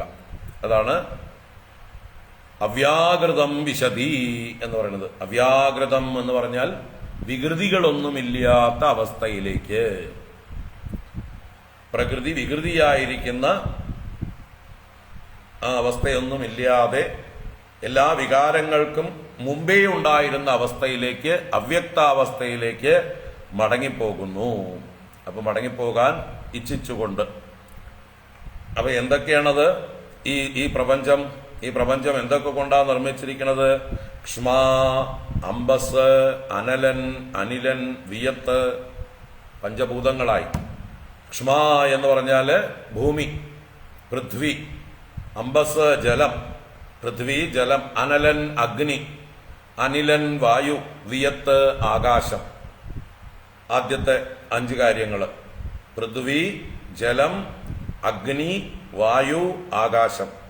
പിന്നെയോ മനഃ, ഇന്ദ്രിയ അർത്ഥ ഭൂത ആദിഭിഃ. മനസ്സ്, ഇന്ദ്രിയങ്ങൾ, അതുപോലെ അർത്ഥങ്ങൾ എന്ന് പറഞ്ഞാൽ ശബ്ദാദി വിഷയങ്ങൾ, അതുപോലെ ഭൂതങ്ങൾ എന്ന് പറഞ്ഞാൽ ആകാശാദി പഞ്ചഭൂതങ്ങൾ, അതെല്ലാം ചേർന്ന് പരിവൃതം ചുറ്റപ്പെട്ടിരിക്കുന്നതാണ് ഈ ബ്രഹ്മാണ്ഡം. ബ്രഹ്മാണ്ഡത്തില് ഈ പ്രപഞ്ചത്തിന്റെ ചുറ്റും സൂക്ഷ്മ രൂപത്തില് ഇതിന്റെയൊക്കെ സൂക്ഷ്മ തന്മാത്രകൾ 10 ഇരട്ടി വ്യാപ്തിയോടുകൂടി പുറത്തേക്ക് ആവരണ രൂപത്തിലുണ്ട് എന്നൊക്കെ മുമ്പും പറഞ്ഞിട്ടുണ്ട്. ബ്രഹ്മാണ്ട സ്ഥൂലമായിട്ടുള്ള പ്രപഞ്ചം, ആ സ്ഥൂല പ്രപഞ്ചത്തിന്റെ ചുറ്റും സൂക്ഷ്മ രൂപത്തില് പൃഥ്വി തന്മാത്രകൾ ഉണ്ടായിരിക്കും. ഈ സ്ഥൂല പ്രപഞ്ചത്തിന്റെ 10 ഇരട്ടി വലിപ്പത്തില്. അതിന്റെ 10 ഇരട്ടി വലിപ്പത്തില് സൂക്ഷ്മമായിട്ടുള്ള ജലതന്മാത്രകൾ വ്യാപിച്ചിരിക്കും. അതിന്റെ ചുറ്റും അതിനെ ചുറ്റിക്കൊണ്ട് 10 ഇരട്ടി വലിപ്പത്തില് അഗ്നി തന്മാത്രകൾ സൂക്ഷ്മ രൂപത്തിൽ വ്യാപിച്ചിരിക്കും. അതിന്റെയും പുറത്ത് 10 ഇരട്ടി വലിപ്പത്തില് വായു തന്മാത്രകൾ സൂക്ഷ്മ രൂപത്തിൽ വ്യാപിച്ചിരിക്കും. അതിന്റെയും പുറത്ത് അതിന്റെ 10 ഇരട്ടി വലിപ്പത്തില് ആകാശ തന്മാത്രകൾ 10 ഇരട്ടി ഇതായിട്ട് വ്യാപിച്ചിരിപ്പുണ്ടാവും. പിന്നെ അതിന്റെ പുറത്താണ് മനസ്സും ഇന്ദ്രിയങ്ങളും മറ്റുള്ള കാര്യങ്ങളുമൊക്കെ സൂക്ഷ്മ സൂക്ഷ്മ സൂക്ഷ്മ രൂപത്തില്. അപ്പൊ അങ്ങനെ പരിവൃതമായിരിക്കുന്നു, ചുറ്റപ്പെട്ടിരിക്കുന്നു. അതിനെ പ്രതിസഞ്ജിഹീർഷുഹു, 8 കാലി വല നെയ്തത് ആ വലയെ തന്നിലേക്ക് തന്നെ ഉള്ളടക്കം പോലെ ആകിരണം ചെയ്യും പോലെ ഈ ബ്രഹ്മദേവനും തന്റെ കെട്ടും ഭാണ്ഡവുമൊക്കെ ആയിട്ട് മടങ്ങിപ്പോകുന്നു. അദ്ദേഹം തന്റെ താമസസ്ഥലം തയ്യാറാക്കിയതാണ് ഈ ബ്രഹ്മാണ്ടം. അദ്ദേഹത്തിന്റെ ഭാണ്ഡം തുറന്ന് അദ്ദേഹം എല്ലാം പരത്തിയിട്ടതാണ് ഇതെല്ലാം. അല്ലെ, ചില നാടോടികള് അവരുടെ ഭാണ്ഡം തുറന്ന് അവരുടെ ടെന്റുകൾ പുറത്തെടുത്ത് ആ ടെന്റുകളൊക്കെ സ്ഥാപിക്കുകയും അവരുടെ നിത്യ ഉപയോഗ സാധനങ്ങൾ, അവരുടെ ആയുധങ്ങൾ അല്ലെങ്കിൽ അവരുടെ വീട്ടുപകരണങ്ങൾ ഒക്കെ പുറത്തേക്കെടുത്ത് വാരി വെതറിയിട്ട് കുറച്ച് ദിവസം അവിടെ താമസിക്കും. ആടിനെ മേയ്ക്കാനോ താറാവ് മേയ്ക്കാനോ അതുപോലെയുള്ള പല കാര്യങ്ങൾക്കുമായിട്ട് നാടോടികൾ ഇങ്ങനെ സഞ്ചരിക്കാറുണ്ട്. അപ്പോൾ അവർ പോകുന്നിടത്തൊക്കെ ടെന്റുകൾ ഉണ്ടാക്കി അവരുടെ ഭാണ്ഡത്തിൽ നിന്നുള്ള സാധനങ്ങളൊക്കെ പുറത്തേക്കിടും. കുറച്ച് കഴിയുമ്പോൾ അവിടെ ആടുകളെ മേയ്ക്കാനുള്ള സൗകര്യം തീർന്നു, ആടുകൾക്ക് തിന്നാനുള്ളതൊക്കെ തിന്നു തീർത്തു, അവിടെ മുടിച്ചു കഴിഞ്ഞു എങ്കിൽ അല്ലേ, ആടുകൾ വന്ന് മേഞ്ഞു കഴിഞ്ഞാൽ പിന്നെ അവിടെ ബാക്കിയൊന്നും ഉണ്ടാവില്ല. പശുക്കൾക്ക് പോലും തിന്നാൻ പറ്റൂല. ഈ ആടുകളുടെ കാഷ്ടവും മൂത്രവും കൊണ്ട് നാറിയിട്ട് പശുക്കൾ ആ വഴിക്കും പോവില്ല. പിന്നെ ചെമ്മരിയാടുകളെ മേയ്ക്കാൻ വരുന്നവര്, അതുപോലെ താറാവുകളെ മേയ്ക്കാൻ വരുന്നവരൊക്കെ അവരവരുടെ ഭാണ്ഡങ്ങൾ തുറന്ന് അവരുടെ ടെന്റുകൾ ഉണ്ടാക്കി കഴിഞ്ഞ് അവരുടെ ആവശ്യം കഴിയുമ്പോൾ എല്ലാം കെട്ടും പൂട്ടുമായിട്ട് മടക്കിപ്പോകുന്നത് പോലെ ബ്രഹ്മദേവനും തന്റെ കെട്ടും ഭാണ്ഡവും മുറുക്കി വന്നിടത്തേക്ക് തിരിച്ചു പോണം, പോയേ പറ്റൂ. കുറച്ചു കാലത്തേക്ക് ഒരു നാടോടിയായിട്ട് ഇങ്ങനെ ഇറങ്ങി വന്നതാണ് ഒരു വാടക വീട്ടിലേക്ക്. നമ്മളെയൊക്കെ പോലെ നമ്മളൊക്കെ വാടകക്കാരാണ്. നമ്മുടെ കാലം കഴിഞ്ഞാൽ, ടേം കഴിഞ്ഞാൽ ഇവിടുന്ന് ഇറങ്ങിപ്പൊക്കോളണം. അപ്പോൾ ആ പ്രതിസഞ്ജിഹീർഷു, മടക്കിയെടുക്കാൻ ആഗ്രഹിക്കുന്നവനായിട്ട് പരാഖ്യം കാലം അനുഭൂയ, അദ്ദേഹത്തിന് അനുവദിച്ച കോട്ട എന്ന് പറയുന്നത് ദ്വിപരാർദ്ധകാലം, അതിനാണ് പരാഖ്യം കാലം. പരം എന്ന കാലത്തെ അനുഭവിച്ചിട്ട്, അദ്ദേഹത്തിന്റെ ദ്വിപരാർദ്ധകാലത്തെ അനുഭവിച്ചിട്ട് അവ്യാകൃതം വിശതി, അവ്യാകൃതത്തിലേക്ക് മടങ്ങിപ്പോകുന്നു. അപ്പോ അതിനെയാണ് എന്ത് പറയുന്നത്, ബ്രഹ്മപ്രളയം എന്ന് പറയുന്നത്. വികാരശൂന്യനായിരിക്കുന്ന ആ ഭഗവാനിലേക്ക് അവ്യക്ത രൂപത്തിൽ മടങ്ങിപ്പോകുന്നു എന്ന് തന്നെയാണ് അവിടെ അവ്യാകൃതം വിശതി എന്നുണ്ട്. അപ്പൊ ഭഗവാനിലേക്ക് മടങ്ങിപ്പോകുന്നു. അങ്ങനെ ബ്രഹ്മാവിന് പോലും പ്രളയം ഉണ്ട്. ആ പ്രളയത്തെയാണ് ഇവിടെ വർണ്ണിച്ചത്. ക്ഷ്മാംബോനലാനിലവിയന്മന ഇന്ദ്രിയാർത്ഥഭൂതാദിഭിഃ പരിവൃതം പ്രതിസഞ്ജിഹീർഷുഃ അവ്യാകൃതം വിശതിയർഹി ഗുണത്രയാത്മാ കാലം പരാഖ്യം അനുഭൂയ പരസ്വയംഭൂ. അപ്പൊ അദ്ദേഹത്തിന് പോലും ദ്വിപരാർദ്ധകാലം എന്ന് പറയുന്ന ആയുസ്സേ ഉള്ളൂ. അത് കഴിഞ്ഞാൽ ബ്രഹ്മാവും ലയിച്ചു പോകുന്നു.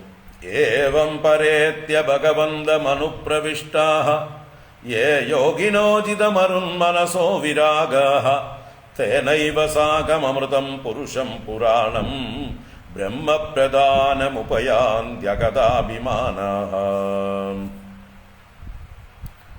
അപ്പോ ഏവം ഇപ്രകാരം പരേത്യ ഭഗവന്തം അനുപ്രവിഷ്ടാഃ ജിതമരുന്മനസഃ വിരാഗാഃ അഗതാഭിമാനാഃ യേ യോഗിനഃ തേ അപി തേന സാഗമേവ അമൃതം പുരാണം ബ്രഹ്മ പ്രധാനം പുരുഷം ഉപയാന്തി.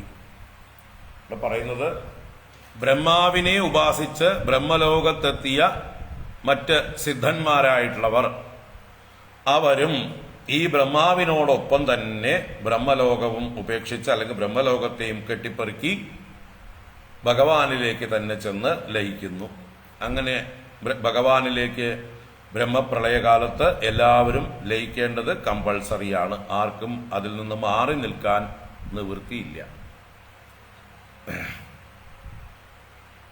അവര് കർമ്മവാസനകൾ ക്ഷയിച്ചവരാണെങ്കിൽ അവർ മുക്തന്മാരായി തീരുന്നു.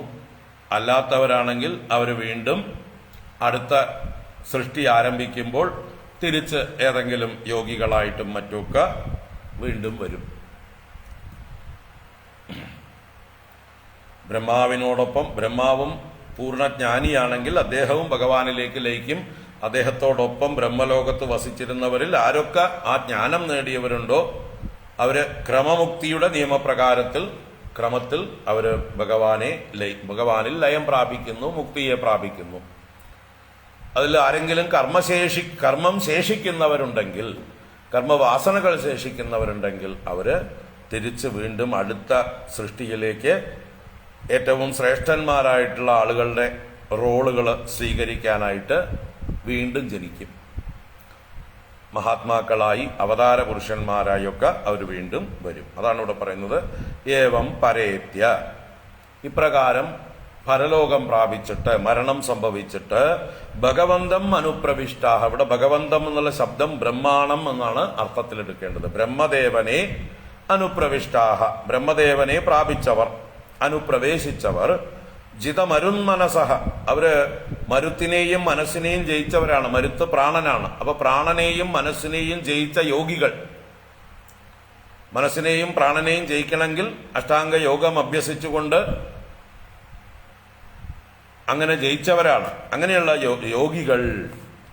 വിരാഗാഹ, അവർക്ക് ലോകത്തിൽ ഇനി ഒരു ആഗ്രഹങ്ങളും ഇല്ലെങ്കിൽ രാഗമില്ലാത്തവരായിട്ട്. അഗത അഭിമാനാഹ, എന്നാൽ അഭിമാനം നശിച്ചിട്ടില്ല അവരുടെ.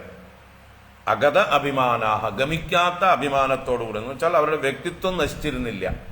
വിരാഗമുണ്ടെങ്കിലും അവർക്ക് അഭിമാനം ലേശം ഉണ്ടായിരുന്നു. അങ്ങനെയുള്ള യോഗിനഃ, ഏത് യോഗികളാണോ, തേ അപി, അവരും തേന സാഗമേവ, അദ്ദേഹത്തോട് കൂടെ തന്നെ. ആരുടെ കൂടെ? ബ്രഹ്മദേവന്റെ കൂടെ. തേന സാഗം, സാഗം എന്ന് പറഞ്ഞാൽ കൂടെ, സഹ, അദ്ദേഹത്തോട് കൂടെ തന്നെ അമൃതം പുരാണം ബ്രഹ്മ പ്രധാനം പുരുഷം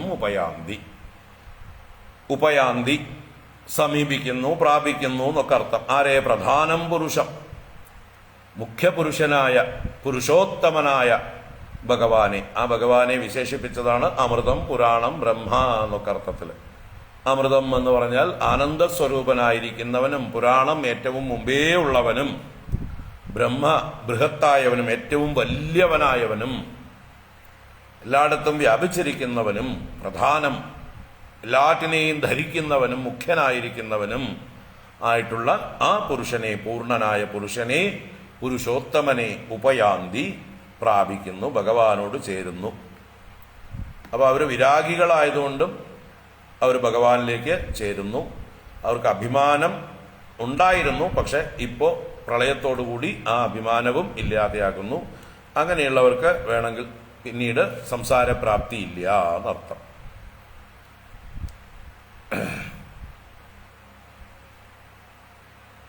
അപ്പോൾ അവര് എല്ലാവരും തന്നെ ബ്രഹ്മദേവനോടുകൂടെ പ്രകൃതി മുഴുവൻ എല്ലാവരും ലയിച്ചു പോകുന്നു, ക്ഷയിച്ചു പോകുന്നു, നാശം സംഭവിക്കുന്നു, മടങ്ങിപ്പോകുന്നു. അതിൽ വൈരാഗികളായിട്ടുള്ളവർ മുക്തിയെ പ്രാപിക്കുന്നു.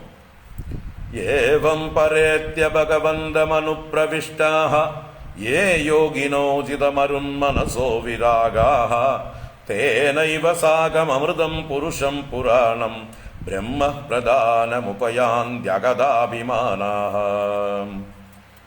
അതതം സർവഭൂതാനാം ഹൃത്പദ്മേഷു കൃതാലയം ശ്രുതാനുഭാവം ശരണം വ്രജ ഭാവേന ഭാമിനി. ഇത് അമ്മയ്ക്കുള്ള പ്രത്യേക ഉപദേശമാണ്.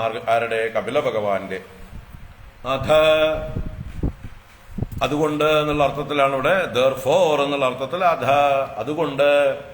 ഹേ ഭാമിനി, അല്ലയോ പരിശുദ്ധയായവളെ, അമ്മേ ഭാമിനി, സർവഭൂതാനാം ഹൃത്പദ്മേഷു കൃതാലയം ശ്രുതാനുഭാവം തം ഭാവേന ശരണം വ്രജ. സർവഭൂതാനാം ഹൃത്പദ്മേഷു കൃതാലയം, സകല ജീവരാശികളുടെയും ഹൃദയകമലത്തിൽ ആലയമായിരിക്കുന്നവൻ, വാസം ചെയ്യുന്നവൻ, എല്ലാവരുടെയും ഹൃദയാലയത്തിൽ വസിക്കുന്നവൻ ഭഗവാൻ. ആ ഭഗവാൻ ശ്രുതാനുഭാവം, ഏതൊരുവന്റെ അനുഭാവത്തെ ഇപ്പോൾ കേട്ടുവോ, ഏതൊരു ഭഗവാന്റെ മാഹാത്മ്യത്തെ ഇപ്പോൾ മനസ്സിലാക്കിയോ, ശ്രവിച്ചുവോ, അങ്ങനെ കേൾക്കപ്പെട്ട അനുഭാവത്തോടു കൂടിയവനുമായ തം പുരുഷം, ആ പുരുഷനെ ഭാവേന ശരണം വ്രജ.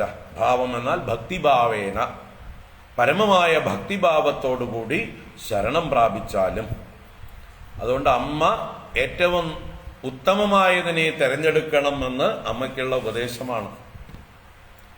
അമ്മയോടുള്ള പ്രേമം കൊണ്ട് പുത്രനായി അവതരിച്ച ഭഗവാൻ കപിലൻ അമ്മയ്ക്കുള്ള ഉപദേശം കൊടുക്കണം. അമ്മേ, അതുകൊണ്ട് തന്നെ ഈ മുമ്പേ പറഞ്ഞ ലോകങ്ങളൊന്നും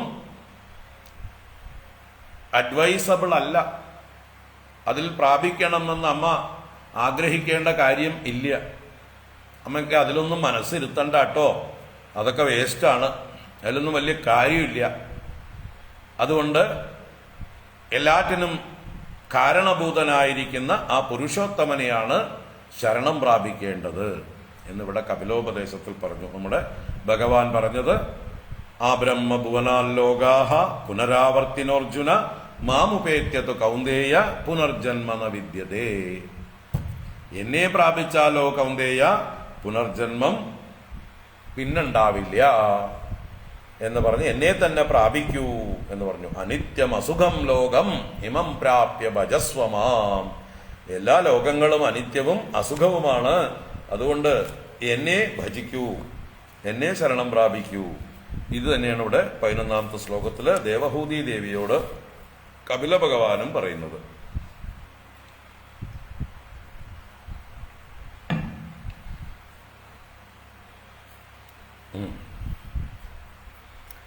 ഇനി തുടർന്ന് 12, 13,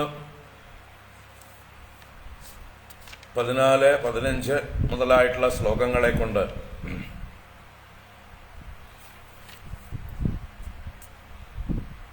ബ്രഹ്മദേവന് പോലും ഇനിയും ജന്മങ്ങൾ വേണം, ഇനിയും ഭോഗങ്ങൾ അനുഭവിക്കണം എന്നുള്ള അഭിമാനമുണ്ടെങ്കിൽ, അഭിമാനം ശേഷിക്കുന്നുണ്ടെങ്കിൽ അവർക്ക് പോലും പുനർജന്മമുണ്ട് എന്ന് പറയുന്നതാണ് വരുന്ന ശ്ലോകങ്ങൾ. ആദ്യസ്ഥിരചരാണാം യോ വേദഗർഭഃ സഹർഷിഭിഃ യോഗേശ്വരൈ കുമാരാദ്യൈഃ സിദ്ധൈർയോഗപ്രവർത്തകൈഃ വേദദൃഷ്ട്യാഭിമാനേന നിസ്സംഗേനാഭികർമ്മണാ കർത്തൃത്വാദ് സഗുണം ബ്രഹ്മ പുരുഷം പുരുഷർഷഭം സസംസൃത്യ പുനഃ കാലേ കാലേനേശ്വരമൂർത്തിനാ ജാതേ ഗുണവ്യതികരേ യഥാ പൂർവം പ്രജായതേ. ഐശ്വര്യം പാരമേഷ്ട്യം ച തേപി ധർമ്മ വിനിർമ്മിതം നിഷേവ്യ പുനരായാന്തി ഗുണവ്യതികരേ സതി.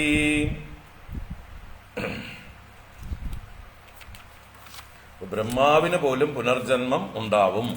അദ്ദേഹത്തിന്റെ വാസന ക്ഷയിച്ചിട്ടില്ലെങ്കിൽ, അഭിമാനം ക്ഷയിച്ചിട്ടില്ലെങ്കിൽ, അദ്ദേഹവും ഭഗവാനിലേക്ക് മുക്തി നേടി ഭഗവാനിലേക്ക് പ്രാപിച്ചിട്ടില്ലെങ്കിൽ എന്ന് പറയണം. ആദ്യഃ സ്ഥിരചരാണാം യോ വേദഗർഭഃ സഹർഷിഭിഃ യോഗേശ്വരൈ കുമാരാദ്യൈഃ സിദ്ധൈർയോഗപ്രവർത്തകൈഃ വേദദൃഷ്ട്യാ അഭിമാനേന നിസ്സംഗേനാഭികർമ്മണാ കർത്തൃത്വാദ് സഗുണം ബ്രഹ്മ പുരുഷം പുരുഷശബം സംസൃത്യ പുനഃ കാലേ കാലേന ഈശ്വരമൂർത്തിന ജാതേ ഗുണവ്യതികരേ യഥാ പൂർവം പ്രജായതേ. യഥാ പൂർവം മുമ്പെന്നത്തതേ പോലെ പ്രജായതേ വീണ്ടും പ്രകർഷേണ ജായതേ. അപ്പോ ആരാണ്? ബ്രഹ്മദേവനടക്കം അദ്ദേഹത്തിന്റെ കൂടെയുള്ള സിദ്ധന്മാരും യോഗേശ്വരന്മാരും സനകാദികളും എന്നൊക്കെ പറയുന്നുണ്ട് ഇവിടെ. കുമാരാദ്യൈഹി യോഗേശ്വരൈഹി സിദ്ധൈഹി യോഗപ്രവർത്തകൈഹി.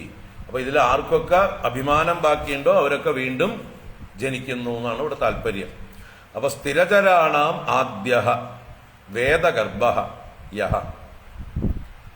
യഹ ഏതൊരുവനാണോ വേദഗർഭൻ എന്നറിയപ്പെടുന്നവൻ. വേദഗർഭൻ എന്ന് പറഞ്ഞാൽ എല്ലാ അറിവുകളും ഉള്ളിൽ ധരിച്ചിരിക്കുന്നവൻ, വേദം ഗർഭത്തിൽ അടങ്ങിയിരിക്കുന്നവൻ. സ്ഥിരചരാണാം ആദ്യഃ സ്ഥാവര ജംഗമങ്ങൾക്കെല്ലാം മുമ്പേ ഉണ്ടായവൻ. ആ ബ്രഹ്മദേവന് ശേഷമാണ് ഈ സൃഷ്ടിയിലുള്ള സകല ചരാചരങ്ങളും ഉണ്ടായത്. അപ്പൊ സ്ഥാവര ജംഗമങ്ങളുടെ മുഴുവൻ പൂർവീകനായ ആദ്യം ജനിച്ചവനായ സ്ഥിരചരാണാം ആദ്യഃ വേദഗർഭഃ യഃ. ആ വേദങ്ങളെ ഗർഭത്തിൽ ധരിച്ചിരിക്കുന്നവൻ ആരോ അദ്ദേഹം നിസ്സംഗേന കർമ്മണ അപി കർത്തൃത്വാത് ഭേദദൃഷ്ട്യ അഭിമാനേന. അദ്ദേഹം നിസ്സംഗേന കർമ്മണ അപി സംഘമില്ലാത്ത കർമ്മങ്ങൾ ചെയ്തവനാണെങ്കിൽ പോലും കർത്തൃത്വാത് അദ്ദേഹത്തിന് കർത്തൃത്വം ഉണ്ടായിരുന്നു. ഞാനാണ് ചെയ്യുന്നവൻ എന്നുള്ള അഭിമാനം ഉണ്ടായിരുന്നു. കർത്തൃത്വാത് ഭേദദൃഷ്ട്യ അഭിമാനേന അദ്ദേഹത്തിന് ഭേദദൃഷ്ടിയും ഉണ്ടായിരുന്നു. ഓരോരുത്തരിലും ഭേദഭാവന ഉണ്ടായിരുന്നു, വെവ്വേറെയായിട്ട് കണ്ടിരുന്നു. അതുപോലെ അഭിമാനവും ഉണ്ടായിരുന്നു. അപ്പൊ കർത്തൃത്വം, ഭേദദൃഷ്ടി, അഭിമാനം, ഈ ഇങ്ങനെയുള്ള 3 കാരണങ്ങളെ കൊണ്ട് അദ്ദേഹം എന്ത് ചെയ്യുന്നു? യോഗേശ്വരൈഹി യോഗപ്രവർത്തകൈഹി സിദ്ധൈഹി കുമാരാദ്യൈഹി ഇവരോടൊക്കെ കൂടെ യോഗേശ്വരന്മാരും യോഗപ്രവർത്തകന്മാരുമായ സിദ്ധന്മാരുമായ കുമാരാദികളോടുകൂടെ സനകാദികളോടുകൂടെ സഗുണം പുരുഷർഷഭം ബ്രഹ്മ പുരുഷം സംസൃത്യ. സഗുണം ഗുണങ്ങളോടുകൂടിയവനായ ഉത്കൃഷ്ടനായ പുരുഷർഷഭം പുരുഷോത്തമനായ ബ്രഹ്മ സർവവ്യാപിയുമായിട്ടുള്ള പുരുഷനെ ഭഗവാനെ നാരായണനെ സംസൃത്യ പ്രാപിച്ചിട്ട് എന്നർത്ഥമാണ് ഇവിടെ. സംസരിച്ചിട്ട് പ്രാപിച്ചിട്ട് പുനഃ കാലേ പിന്നീട് കാലമാകുമ്പോൾ, പ്രളയം കഴിഞ്ഞ് സൃഷ്ടിയുടെ കാലമാകുമ്പോൾ എന്നർത്ഥം. കാലേ ഈശ്വരമൂർത്തിന കാലേന ഈശ്വരന്റെ തന്നെ സ്വരൂപമായ കാലത്താൽ ഗുണവ്യതികരേ ജാതേ ഗുണവ്യതികരം ഗുണങ്ങളുടെ വ്യതികരം ഉണ്ടാകുമ്പോൾ, ഗുണങ്ങളെല്ലാം ഒന്നായി തീർന്നിരിക്കുന്ന സാമ്യാവസ്ഥയാണ് പ്രളയം, അതിന്റെ വ്യതികരാവസ്ഥയാണ് സൃഷ്ടി. ഗുണങ്ങൾ വേർതിരിഞ്ഞ് പ്രകടമാകുന്ന കാലമാണ്, ഗുണങ്ങൾ വിശേഷങ്ങളായി ഭവിക്കുന്ന കാലമാണ് സൃഷ്ടി. അപ്പൊ സൃഷ്ടികാലത്ത് എന്നർത്ഥം. ഗുണവ്യതികരേ ജാതേ ഗുണങ്ങൾ വ്യതികരമായി ഭവിക്കുമ്പോൾ യഥാപൂർവം പ്രജായതേ വീണ്ടും പഴയതുപോലെ തന്നെ അവർ ജനിക്കുന്നു. അപ്പൊ ഇങ്ങനെ അഭിമാനം കൊണ്ട് പുനരാവർത്തി ഉണ്ടാകുന്നു. കർത്തൃത്വം കൊണ്ട് അഭിമാനിച്ചത് കൊണ്ടാണ് അദ്ദേഹത്തിന്റെ പുനരുത്ഭവത്തിന് കാരണം എന്നർത്ഥം പറയണം. അപ്പൊ അതുകൊണ്ട് തന്നെ കർത്തൃത്വമില്ലാതിരിക്കണം എല്ലാവരും എന്ന് സൂചിപ്പിക്കാൻ വേണ്ടിയിട്ടാണ്. അഭിമാനമില്ലാതിരിക്കണം, ഭേദബുദ്ധി ഇല്ലാതെ ആവണം.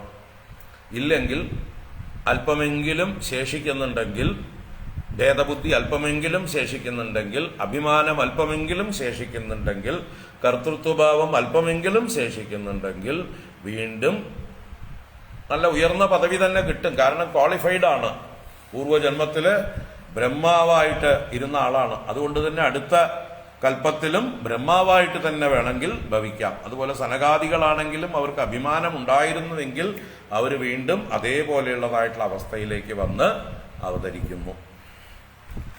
വലിയ ശ്രേഷ്ഠന്മാരായിട്ടുള്ള ആളുകൾ തന്നെയാണ്, പക്ഷെ വീണ്ടും ജനിക്കേണ്ടി വരുന്നു. അഭിമാനമാണ് പുനർജന്മത്തിന് കാരണം എന്ന് പറയുകയാണ്. എന്നിട്ടോ ഐശ്വര്യം പാരമേഷ്ട്യം ച തേപി ധർമ്മ വിനിർമ്മിതം നിഷേവ്യ പുനരായാന്തി ഗുണവ്യതികരേ സതി. തേ അപി അങ്ങനെയുള്ള അവരും, വീണ്ടും ജനിക്കുന്ന അവരും, ധർമ്മവിനിർമ്മിതം പാരമേഷ്ട്യം ഐശ്വര്യം നിഷേവ്യ ഗുണവ്യതികരേ സതി പുനഃ ആയാന്തി.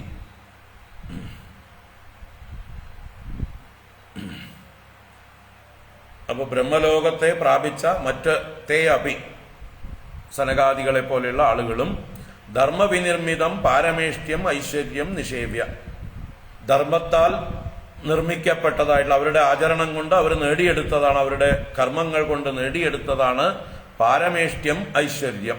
പാരമേഷ്ട്യം എന്ന് പറഞ്ഞാൽ പരമേഷ്ടിയുടെ അവസ്ഥ. പരമേഷ്ടി ബ്രഹ്മദേവനാണ്. അപ്പൊ ബ്രഹ്മലോകത്തിൽ ചെന്നാൽ ബ്രഹ്മലോകത്തുള്ള ഭോഗങ്ങളൊക്കെ അനുഭവിക്കാം. അതാണ് അവിടുത്തെ ഐശ്വര്യം. പരമേഷ്ടിയെ സംബന്ധിച്ചതായിട്ടുള്ള ഐശ്വര്യത്തെ നിഷേവ്യ നിതരാം സേവിച്ചിട്ട് നന്നായി അനുഭവിച്ച ശേഷം ഗുണവ്യതികരേ സതി, ഗുണവ്യതികരമുണ്ടാകുമ്പോൾ എന്ന് പറഞ്ഞാൽ വീണ്ടും സൃഷ്ടി ആരംഭിക്കുമ്പോൾ പുനഃ ആയാന്തി വീണ്ടും ആഗമിക്കുന്നു. അപ്പൊ ബ്രഹ്മദേവൻ മാത്രമല്ല, അദ്ദേഹത്തിന്റെ കൂടെ ബ്രഹ്മലോകത്തിൽ ഉണ്ടായിരുന്നവരൊക്കെ അഭിമാനം ശേഷിക്കുന്നുണ്ടെങ്കിൽ തീർച്ചയായിട്ടും പിന്നെയും അടുത്ത സൃഷ്ടിയുടെ ചക്രത്തിൽ വീണ്ടും അവരെല്ലാം ആഗമിക്കുന്നു. അല്ലെ, അടുത്ത സൃഷ്ടി ഉണ്ടാവുമ്പോൾ അപ്പോഴും കേമന്മാരൊക്കെ ഉണ്ടാവണമല്ലോ. എല്ലാവരും ഒരുപോലെ മോശക്കാരാവാൻ പാടില്ലല്ലോ. അപ്പൊ കേമന്മാരുണ്ടാവാൻ വേണ്ടി കുറച്ച് കേമന്മാര് കാത്തിരിപ്പുണ്ടാവും. അങ്ങനെ എല്ലാ കാലത്തും എല്ലാ തരക്കാരും റെഡിയിലുണ്ടാവും. അവരുടെ വാസനയ്ക്കനുസരിച്ച് അവരെ വീണ്ടും അതുപോലെയുള്ളതായിട്ടുള്ള പൊസിഷനുകളിൽ, റോളുകളിൽ ഭഗവാൻ നിയോഗിക്കുന്നു. അങ്ങനെ ശ്രേഷ്ഠന്മാരായിട്ടുള്ള അവർ വീണ്ടും ജനിക്കുന്നു. ഇനി അടുത്ത ഒരു 6 ശ്ലോകം കൊണ്ട് അർത്ഥാർത്ഥികളായ കാമലംബടന്മാരായ ആളുകളെ നിന്ദിക്കുന്നതാണ്. ഈശ്വര വിമുഖന്മാരായി വിഷയങ്ങളെ മാത്രം അനുഭവിച്ചു കൊണ്ടിരിക്കുന്ന അവർക്ക് ഒരിക്കലും വാസനാക്ഷയം സംഭവിക്കുകയില്ല. അതുകൊണ്ട് അവർക്കൊക്കെ എന്ത് ഉറപ്പാണ്? പുനർജന്മം ഡെഫിനിറ്റാണ്. വീണ്ടും വീണ്ടും ജനിച്ച് മരിച്ചുകൊണ്ടേയിരിക്കും. അവർ സംസാരത്തിൽ തന്നെ ഭ്രമിച്ചുകൊണ്ടേയിരിക്കും എന്ന് സൂചിപ്പിക്കുന്നതാണ് 16 മുതൽ 21 വരെയുള്ള 6 ശ്ലോകങ്ങൾ. യേത്തിഹാസക്തമനസഃ കർമ്മസു ശ്രദ്ധയാന്വിതാഃ കുർവന്ത്യപ്രതിഷിദ്ധാനി നിത്യാന്യപി ച കൃത്സ്നശഃ രജസാ കുണ്ഡമനസഃ കാമാത്മാനോചിതേന്ദ്രിയാഃ പിതॄൻ യജന്ത്യനുദിനം ഗൃഹേഷ്വഭിരതാശയാഃ ത്രൈവർഗികാസ്തേ പുരുഷാഃ വിമുഖാ ഹരിമേധസഃ കഥായാം കഥനീയോരുവിക്രമസ്യ മധുദ്വിഷഃ നൂനം ദൈവേന വിഹദാ യേ ചാച്യുത കഥാസുതാം ഹിത്വാ ശൃണ്വന്ത്യസദ്ഗാദാഃ പുരീഷമിവ വിഡ്ഭുജഃ ദക്ഷിണേന പദാര്യംണഃ പിതൃലോകം വ്രജന്തി തേ പ്രജാം അനുപ്രജായന്തേ ശ്മശാനാന്തക്രിയാകൃതാഃ തതസ്തേ ക്ഷീണസുഹൃദാഃ പുനർലോകമിമം സതി പതന്തി വിവശാദേവൈഃ സദ്യോ വിഭ്രംസിതോദയാഃ. ഈ 6 ശ്ലോകങ്ങള് ഈശ്വരാഭിമുഖ്യമില്ലാതെ സുഖലോലുപന്മാരായി വിഷയലംബടന്മാരായി ഓരോരോ കർമ്മങ്ങൾ ചെയ്ത് അതാത് കാമങ്ങളെ അനുഭവിച്ചു കൊണ്ടിരിക്കുന്ന ആളുകളെ, അവരുടെ ഗതിയെ, അവരുടെ സംസാരത്തെക്കുറിച്ച് തന്നെ ഉറപ്പിച്ചു പറയുകയാണ്. എന്തിനാണ് ഇത് ആവർത്തിച്ച് മുമ്പ് പറഞ്ഞിട്ടുണ്ട്, അതിനെ തന്നെ വീണ്ടും കുറച്ചുകൂടി പരത്തി പറയുന്നു. ഇത് വീണ്ടും വീണ്ടും പറഞ്ഞാലേ നമുക്ക് ബോധ്യം വരുള്ളൂ, അല്ലെങ്കിൽ നമ്മുടെ ഉള്ളില് ഇറങ്ങുള്ളൂ, ഉറയ്ക്കുള്ളൂ. അല്ലേ? മഴ ഒന്ന് പെയ്തിട്ട് പോയാലൊന്നും പോരാ. നിരന്തരം മഴ പെയ്താൽ മാത്രമേ അവിടെ വല്ല വെള്ളത്തിന്റെ അംശം ഉണ്ടാവുള്ളൂ, സസ്യജാലങ്ങളൊക്കെ സമൃദ്ധമായിട്ട് വളർന്നു വരാൻ പറ്റുള്ളൂ. അല്ലാതെ ഒരു മഴ എപ്പോഴെങ്കിലും പെയ്തു പോയിട്ടൊരു കാര്യമില്ല. അതുകൊണ്ട് ഉപദേശം ഒരിക്കൽ ചെയ്താൽ പോരാ. ഇത് നമ്മുടെ ശാസ്ത്രങ്ങളുടെ ഒരു സ്വഭാവമാണ്. നമ്മുടെ പൂർവികരായ ഋഷീശ്വരന്മാരുടെ ഒരു കാരുണ്യമാണ്. അവർ നമ്മളോട് കാരുണ്യം കാണിച്ച് ഒരു കാര്യത്തെ തന്നെ പല രീതിയിൽ വീണ്ടും വീണ്ടും വീണ്ടും ഉപദേശിക്കുന്നു. ഇത് ബ്രഹ്മസൂത്രത്തിൽ പോലും ആവർത്തിച്ച് പറഞ്ഞിട്ടുണ്ട്. ആവൃത്തി അസകൃതുപദേശാത്. അസകൃതുപദേശാത്, അസകൃത് എന്ന് പറഞ്ഞാൽ പല പ്രാവശ്യം. സകൃത് ഒരിക്കലാണ്, അസകൃത് പല പ്രാവശ്യം. അപ്പൊ പല പ്രാവശ്യം ഉപദേശിക്കേണ്ടത് ആവശ്യമാണ്. അഭ്യാസം എന്നാണ് അതിന് പറയുക. ഏത് കാര്യങ്ങളും നമ്മൾ അഭ്യസിച്ച് ഉറപ്പിക്കണം. നമ്മൾ സ്കൂളിൽ പഠിക്കുമ്പോൾ, മാത്തമാറ്റിക്സ് പഠിക്കുമ്പോൾ ഒരു കണക്ക് പഠിക്കാൻ എത്ര അഭ്യാസം ചെയ്തിട്ടുണ്ട് അല്ലേ?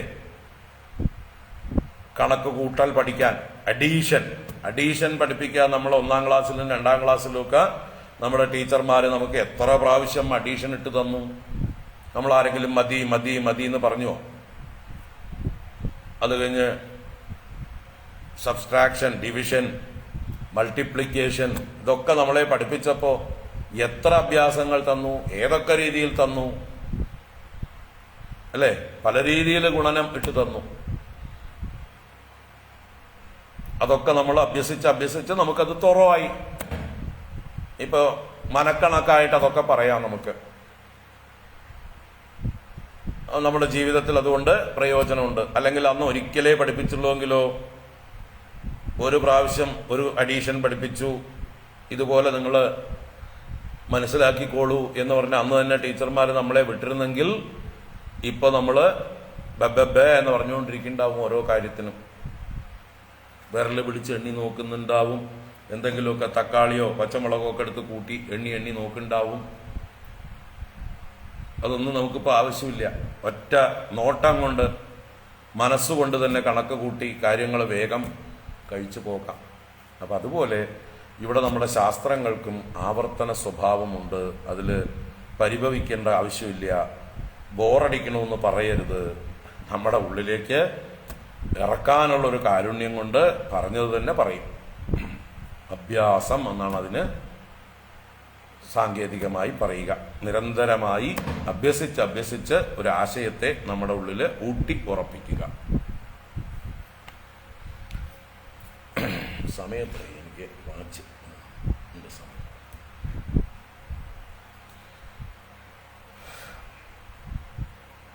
യേത്വിഹാസക്തമനസഃ കർമ്മസു ശ്രദ്ധയാന്വിതാഃ കുർവന്ത്യപ്രതിഷിദ്ധാനി നിത്യാന്യപി ച കൃത്സ്നശഃ.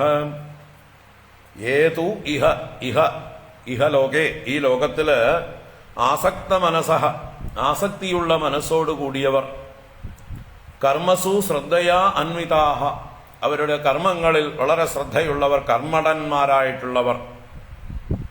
യേ അപ്രതിഷിദ്ധാനി നിത്യാനി അപി കൃത്സ്നശഃ കുർവന്തി, അവര് അപ്രതിഷിദ്ധങ്ങൾ എന്ന് പറഞ്ഞാൽ പ്രതിഷേധിക്കപ്പെടാത്തവ, ശാസ്ത്രങ്ങൾ വിധിച്ചിട്ടുള്ളവ, വിധിയും പ്രതിഷേധവുമുണ്ട്. Dos and don'ts. അതിൽ ഡോണ്ട് എന്ന് പറയാത്തവയാണ് അപ്രതിഷിദ്ധങ്ങൾ എന്ന് വെച്ചാൽ ചെയ്യേണ്ടതാണ്, നല്ല കാര്യങ്ങളാണ്. അപ്രതിഷിദ്ധങ്ങളായ നിത്യാനി അപി, നിത്യകർമ്മങ്ങൾ, നൈമിത്തിക കർമ്മങ്ങൾ എന്നുള്ള കർമ്മങ്ങളൊക്കെ. ഇനി കാമ്യങ്ങളും പ്രതിഷേധിച്ചിട്ടില്ല. ആർക്ക് എന്ത് കാമനയുണ്ടോ അവൻ അവന്റെ ആ കാമനാപൂർത്തിക്ക് ഇന്ന കർമ്മം ചെയ്തോളൂ എന്ന്. കാമ്യകർമ്മങ്ങളും അപ്രതിഷിദ്ധങ്ങളാണ്. വേദങ്ങളിൽ 4 തരം കർമ്മങ്ങളാണ് പറയുക. ഏതൊക്കെയാണ്? നിത്യം, നൈമിത്തികം, കാമ്യം, പ്രതിഷിദ്ധം. നിത്യം എന്ന് പറഞ്ഞാൽ റുട്ടീനായിട്ട് ചെയ്യേണ്ടത്, നിത്യവും ചെയ്യേണ്ടത്. നൈമിത്തികം എന്ന് പറഞ്ഞാൽ ഒക്കേഷണലായിട്ട് ചെയ്യുന്നത്, ഓരോരോ നിമിത്തമുണ്ടാകുമ്പോൾ, സന്ദർഭങ്ങൾ ഉണ്ടാകുമ്പോൾ മാത്രം ചെയ്യേണ്ടത്. ഇപ്പോൾ ഏതെങ്കിലും മരണാദികൾ, ജനനാദികൾ, മറ്റ് വിവാഹാദികൾ, ഇങ്ങനെയുള്ള സംസ്കാരങ്ങളൊക്കെ വരുമ്പോഴൊക്കെ ഉണ്ടാകുന്നതാണ് നൈമിത്തികം എന്ന് പറയുന്നത്. അത് ഡെയിലി ചെയ്യേണ്ടതല്ല, എന്നും ചെയ്യേണ്ടത് ആവശ്യമില്ല. അതുപോലെ കാമ്യകർമ്മം, കാമ്യം എന്ന് പറഞ്ഞാൽ കാമനകളെ പൂർത്തീകരിക്കാനുള്ള കർമ്മങ്ങൾ. ഇന്ന കർമ്മം ചെയ്താൽ ഇന്ന ഫലം, അപ്പൊ അത് ചെയ്യുന്നു. അത് ശാസ്ത്രം അനുവദിച്ചിട്ടുണ്ട്. അങ്ങനെ 3 അപ്രതിഷിദ്ധങ്ങളും പിന്നെ 1 പ്രതിഷിദ്ധം. പ്രതിഷിദ്ധം എന്ന് പറഞ്ഞാൽ ചെയ്യരുത് എന്ന് പറയുന്നതാണ് പ്രതിഷിദ്ധ കർമ്മം. ഇങ്ങനെ 4 തരത്തിൽ വേദങ്ങളിൽ കർമ്മങ്ങൾ വിഭജിച്ചിട്ടുണ്ട്. അതിൽ പ്രതിഷിദ്ധം ആരെങ്കിലും ചെയ്താൽ അതിന് പ്രായശ്ചിത്തങ്ങളും വിധിച്ചിട്ടുണ്ട്. അതുപോലെ അപ്രതിഷിദ്ധങ്ങൾ ചെയ്യേണ്ടത് ചെയ്യാതിരുന്നാലും പ്രായശ്ചിത്തമുണ്ട്. Omissions and commissions. കമ്മിറ്റ് ചെയ്യുക, ചെയ്യരുതാത്തത് കമ്മിറ്റ് ചെയ്യുന്നതാണ് കമ്മീഷൻ, അതിന് പ്രായശ്ചിത്തമുണ്ട്. ചെയ്യേണ്ടത് ചെയ്യാതിരിക്കുക, ഒമിറ്റ് ചെയ്യുക, അതാണ് ഒമിഷൻ. അപ്പോൾ ഒമിഷൻസിനും കമ്മീഷൻസിനും രണ്ടിനും എന്തുണ്ട്? പ്രായശ്ചിത്ത കർമ്മങ്ങൾ ഉണ്ട്. അതും ശാസ്ത്രം വിധിച്ചിട്ടുണ്ട്, ഇന്നതിന് ഇന്നത് എന്ന് പറഞ്ഞിട്ട്. ഇതാണ് വേദങ്ങളുടെ ഒരു വ്യവസ്ഥ, ഒരു വിധി. അതാണ് ഇവിടെ പറയണത്.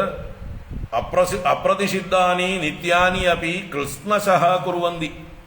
കൃഷ്ണശഃ പൂർണ്ണമായിട്ടും, കൃഷ്ണം എന്ന് പറഞ്ഞാൽ സമഗ്രം, പൂർണ്ണം, മുഴുവനായിട്ടും അവർ ചെയ്യുന്നുണ്ട്. നല്ല ശ്രദ്ധയോടെ വേദവാക്യങ്ങളെയൊക്കെ അനുസരിച്ചുകൊണ്ട് ചെയ്യേണ്ട കർമ്മങ്ങളെ അവർ നന്നായിട്ട് ചെയ്യുന്നുണ്ട്, നിത്യകർമ്മങ്ങളൊക്കെ ചെയ്യുന്നുണ്ട്.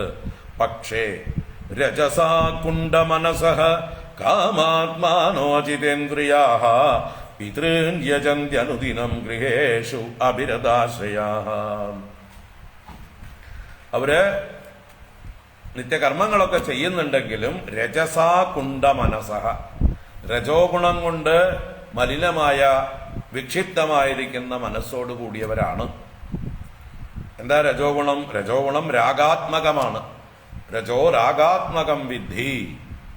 രജോ ഗുണത്തിന്റെ സ്വഭാവം എല്ലാറ്റിലും ആസക്തി ഉണ്ടാവുക, അറ്റാച്ച്മെന്റ് ഉണ്ടാവുക, മമതയുണ്ടാവുക. വർദ്ധിച്ച രജോ ഗുണമാണ് മമതയ്ക്ക് കാരണം. എല്ലാം എൻ്റെ, എല്ലാം എനിക്ക് വേണം, ഞാൻ ചെയ്യുന്ന കർമ്മങ്ങളുടെ പുണ്യം, അതിന്റെ ഫലം ഒക്കെ എനിക്ക് വേണം, എനിക്ക് വേണം, എനിക്ക് വേണം. ശംചമേ മയശ്ചമേ പ്രിയം ചമേ അനുകാമശ്ചമേ കാമശ്ചമേ സൗമനസശ്ചമേ എന്നിങ്ങനെ ചമകത്തിൽ പറയുന്നത് പോലെ എല്ലാം എനിക്ക്, എല്ലാം എനിക്ക്, മേ മേ മേ മേ.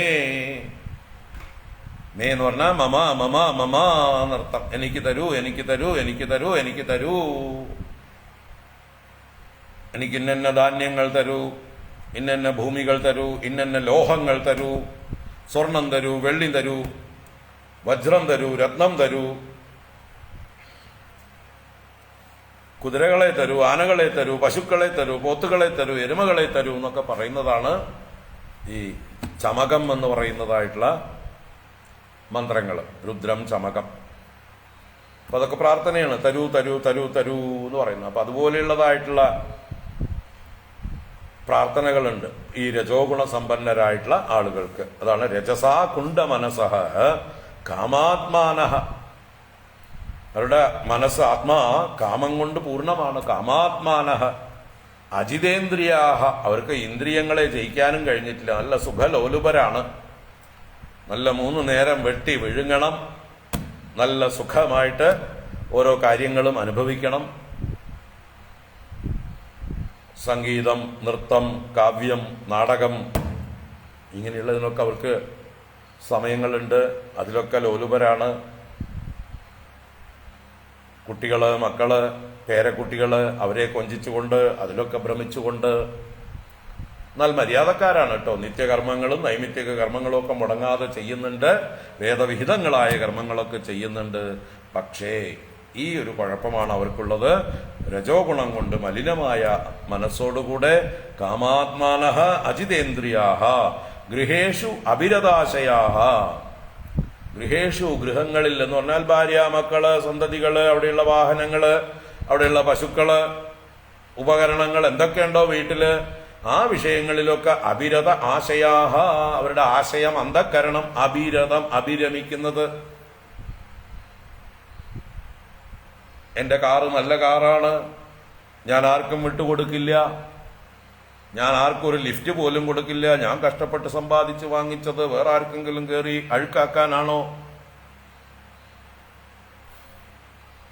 അതിന്റെ അടുത്തുകൂടെ ആരെങ്കിലും പോയാൽ അവരുടെ അടുത്ത് സണ്ടയ്ക്ക് പോകും.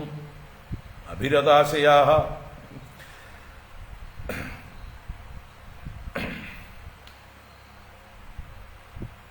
അതുപോലെ വീട്ടിൽ വളർത്തുന്ന പൂച്ചക്കുട്ടി, പട്ടിക്കുട്ടി, പശുക്കൾ, അങ്ങനെയുള്ള എല്ലാറ്റിലും അഭിരതാശയാഹ. അവരിൽ മനസ്സ് വെച്ചിട്ട് വേറെ ഒരു കാര്യത്തിനും എവിടേക്കും അത്യാവശ്യ കാര്യങ്ങൾക്ക് പോലും പോകാനും സാധിക്കുന്നില്ല.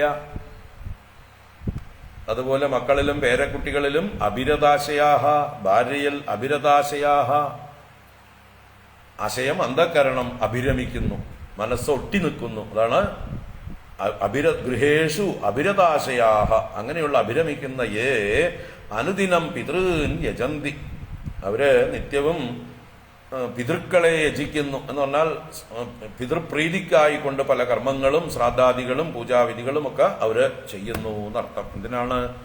പിതൃക്കളെ വേണ്ട പോലെ പൂജിച്ചു കഴിഞ്ഞാൽ സന്തതി പരമ്പരകളും സമ്പത്തും ഐശ്വര്യവും ഒക്കെ ഉണ്ടാവും. പിതൃക്കളുടെ അനുഗ്രഹം കൊണ്ടാണ്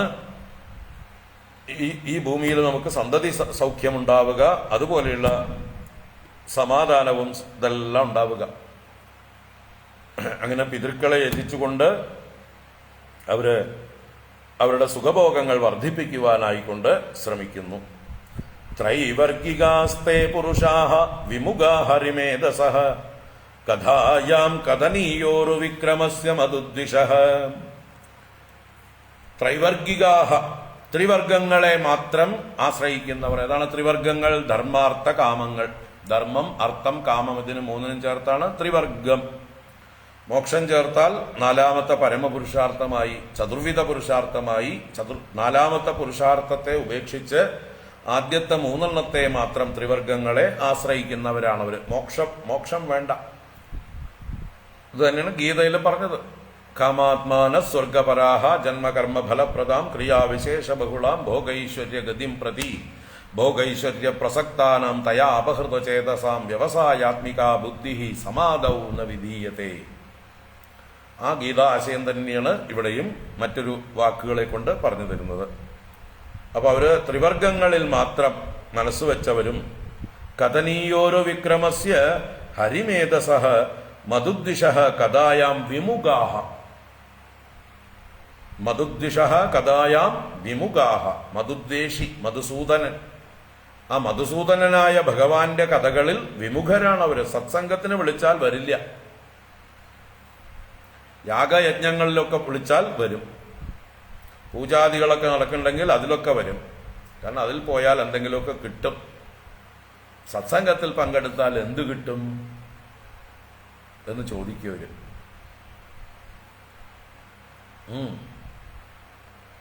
എന്റെയൊക്കെ ബാല്യത്തില് ഇതുപോലെയുള്ള യാഗങ്ങളും യജ്ഞങ്ങളും അത് കഴിഞ്ഞ് വൈകുന്നേരങ്ങളിൽ സത്സംഗങ്ങളും നടക്കുന്ന സമയത്ത് പകല് യാഗങ്ങളിലും യജ്ഞങ്ങളിലും ശാപ്പാട്ടിനും നല്ല തിരക്കായിരിക്കും. വൈകുന്നേരം സത്സംഗത്തിന് കുറച്ച് പല്ലില്ലാത്തവരും തലനിറച്ചവരുമായിട്ടുള്ള കുറച്ച് മാമന്മാരും മാത്രമേ ഉണ്ടാവുള്ളൂ. അവരും തലയാട്ടിക്കൊണ്ട് നേരം പോക്കായിട്ട് വന്നിരിക്കുകയാണ്, അല്ലാതെ മോക്ഷാർത്ഥികളായിട്ടൊന്നുമല്ല. അപ്പൊ ഞങ്ങളെ പോലെയുള്ള ചെറുപ്പക്കാർ, ഞാനൊക്കെ പോയി ഇരിക്കുമ്പോൾ നമ്മുടെ കൂട്ടുകാരായിട്ടുള്ള ആളുകൾ നമ്മളെ കളിയാക്കും. എടാ പൊന്നുരുക്കുന്നിടത്ത് പൂച്ചയ്ക്ക് എന്താ കാര്യം എന്ന്. അന്ന് അവരൊക്കെ കളിയാക്കിയപ്പോഴും അത് കേട്ടില്ല നമ്മൾ. അതുകൊണ്ട് ഇപ്പൊ രക്ഷപ്പെട്ടു, ഇപ്പൊ ഈ അവസ്ഥയിലെത്തി. അന്ന് അവർ ചോദിച്ചിട്ടുണ്ട്, പൊന്നുരുക്കുന്നിടത്ത് പൂച്ചയ്ക്ക് എന്താ കാര്യം എന്ന്. സത്സംഗങ്ങളിൽ നമുക്കെന്ത് കാര്യം, എന്താ കിട്ടുക എന്നുള്ളതാണ് അവർ ചിന്തിക്കുന്നത്. അപ്പൊ അത്ര മൂഢന്മാരാണ്. ഇപ്പോഴും ഉണ്ട് അവരുടെ തലമുറകൾ, ഇപ്പോഴും ഇഷ്ടം പോലെയുണ്ട്. സത്സംഗത്തില് എത്തി നോക്കില്ല അവരൊന്നും. അപ്പൊ രജസാ കുണ്ടമനസ ത്രൈവർഗികാസ്തേ പുരുഷാഹ വിമുഖ ഹരിമേധസഃ കഥായാം കഥനീയോരു വിക്രമസ്യ മധുദ്വിഷഃ. കഥനീയ ഒരു വിക്രമസ്യ, കഥനീയമായിരിക്കുന്ന പറയപ്പെടേണ്ടതായിട്ടുള്ള കഥിക്കാൻ യോഗ്യങ്ങളായിരിക്കുന്ന മഹാപരാക്രമങ്ങളോടുകൂടിയ ഹരിമേധസഃ. ഹരിമേധസഃ എന്ന് പറഞ്ഞാല് നമ്മുടെ സംസാര ദുഃഖങ്ങളെ നശിപ്പിക്കുന്നവനായ, ഹരിക്കുന്നവനായ ബുദ്ധിയോടുകൂടിയവൻ. നമ്മുടെ ദുഃഖങ്ങളെ ഹരിക്കണം എന്ന ബുദ്ധിയാണ് ഭഗവാനുള്ളത്. അതുകൊണ്ട് ഭഗവാനെ ഹരിമേധസ് എന്ന് പറയുന്നു. ഹരിക്കുന്ന മേധസ്സോട് കൂടിയവൻ, മേധാവോട് കൂടിയവൻ. നമ്മുടെ ദുഃഖങ്ങളെ നശിപ്പിക്കണം എന്ന് ചിന്തിക്കുന്നവനാണ് ഭഗവാൻ. പക്ഷേ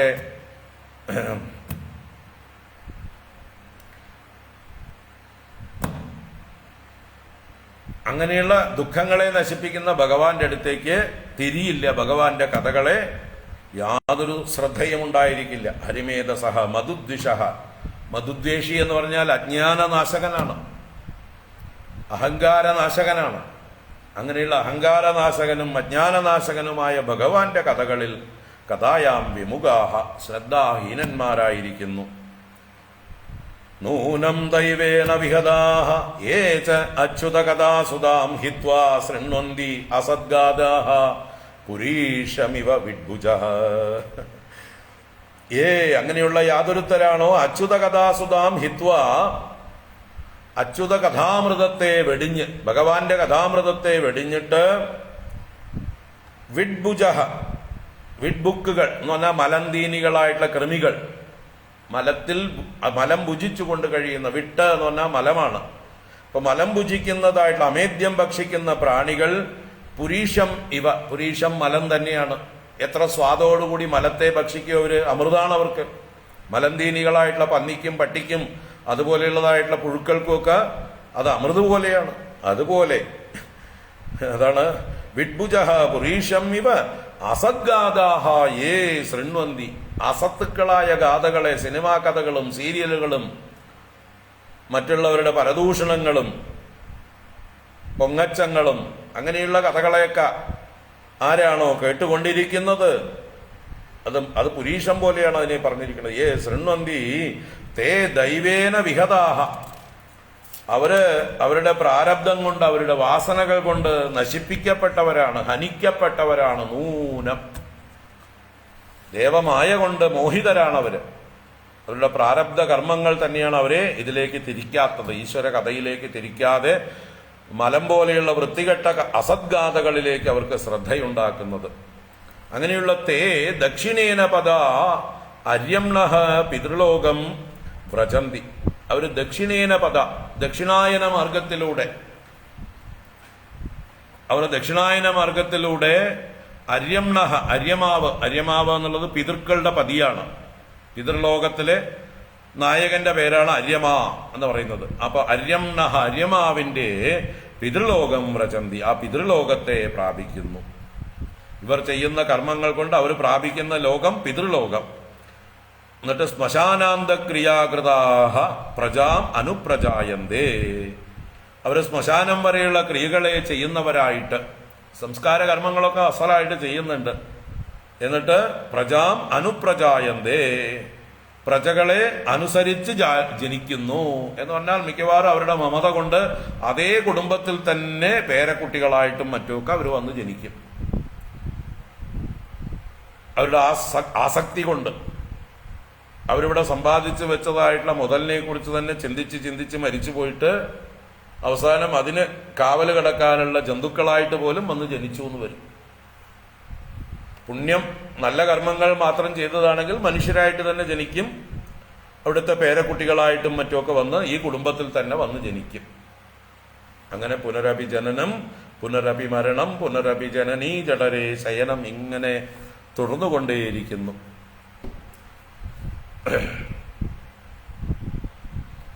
ഇവർക്ക് ഈ യാത്രയ്ക്കൊരു അവസാനവുമില്ല. കാരണം ലക്ഷ്യമില്ല അവർക്ക്.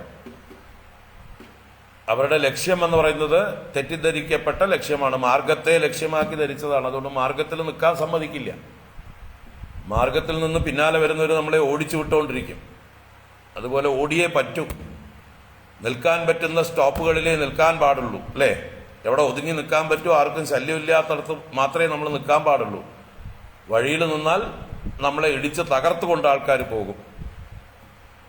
അതുപോലെയാണ് ഇവിടെ വഴിയെ ലക്ഷ്യമാക്കി കരുതിയിരിക്കുന്ന മൂഢന്മാര്. എവിടെയാണ് ശാശ്വതമായിട്ടുള്ള ശാന്തി ഉണ്ടാവുക, എവിടെ പോയാലാണ് സ്ഥിരതയുണ്ടാവുക, ആനന്ദമുണ്ടാവുക, അവിടെയാണ് പോയിട്ട് സെറ്റിലാവേണ്ടത്, അവിടെയാണ് സ്വസ്ഥത. പക്ഷെ അതറിയാതെ അല്പമായിട്ടുള്ള നിസ്സാരമായിട്ടുള്ള കാര്യങ്ങളിൽ ശ്രദ്ധ വെച്ച് ഇങ്ങനെ അധപ്പതിക്കുന്നു. തദസ്തേ ക്ഷീണ സുഹൃദാഹ പുനർലോകമിമം സതി പതന്തി വിവശാദേവൈഹി സദ്യോ വിഭ്രംസിതോദയാഹ. ഹേ സതി, അല്ലയോ പതിവ്രതയായ അമ്മേ, പരിശുദ്ധയായ അമ്മേ, ദേവഹൂതിയെ വിളിച്ചതാണ്. ഹേ സതി, ക്ഷീണസുഹൃതാഹാതേ.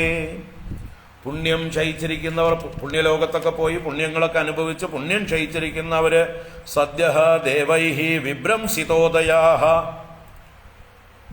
ഓരോ ലോകത്തുനിന്നും ദേവന്മാര് അവരുടെ ഉദയത്തെ വിഭ്രംശിപ്പിച്ച്, എന്ന് വെച്ചാൽ അവരുടെ അഭിവൃദ്ധിയെ, അവരനുഭവിച്ചുകൊണ്ടിരിക്കുന്ന പ്രിവിലേജസിനെയൊക്കെ പിടിച്ചു പറിച്ച് മതി, അനുഭവിച്ചത് കഴിഞ്ഞു, നിങ്ങളുടെ കോട്ട പൊക്കോളൂ എന്ന് പറഞ്ഞ് ദേവന്മാർ അവിടുന്ന് കഴുത്തിന് പിടിച്ച് പുറത്താക്കും.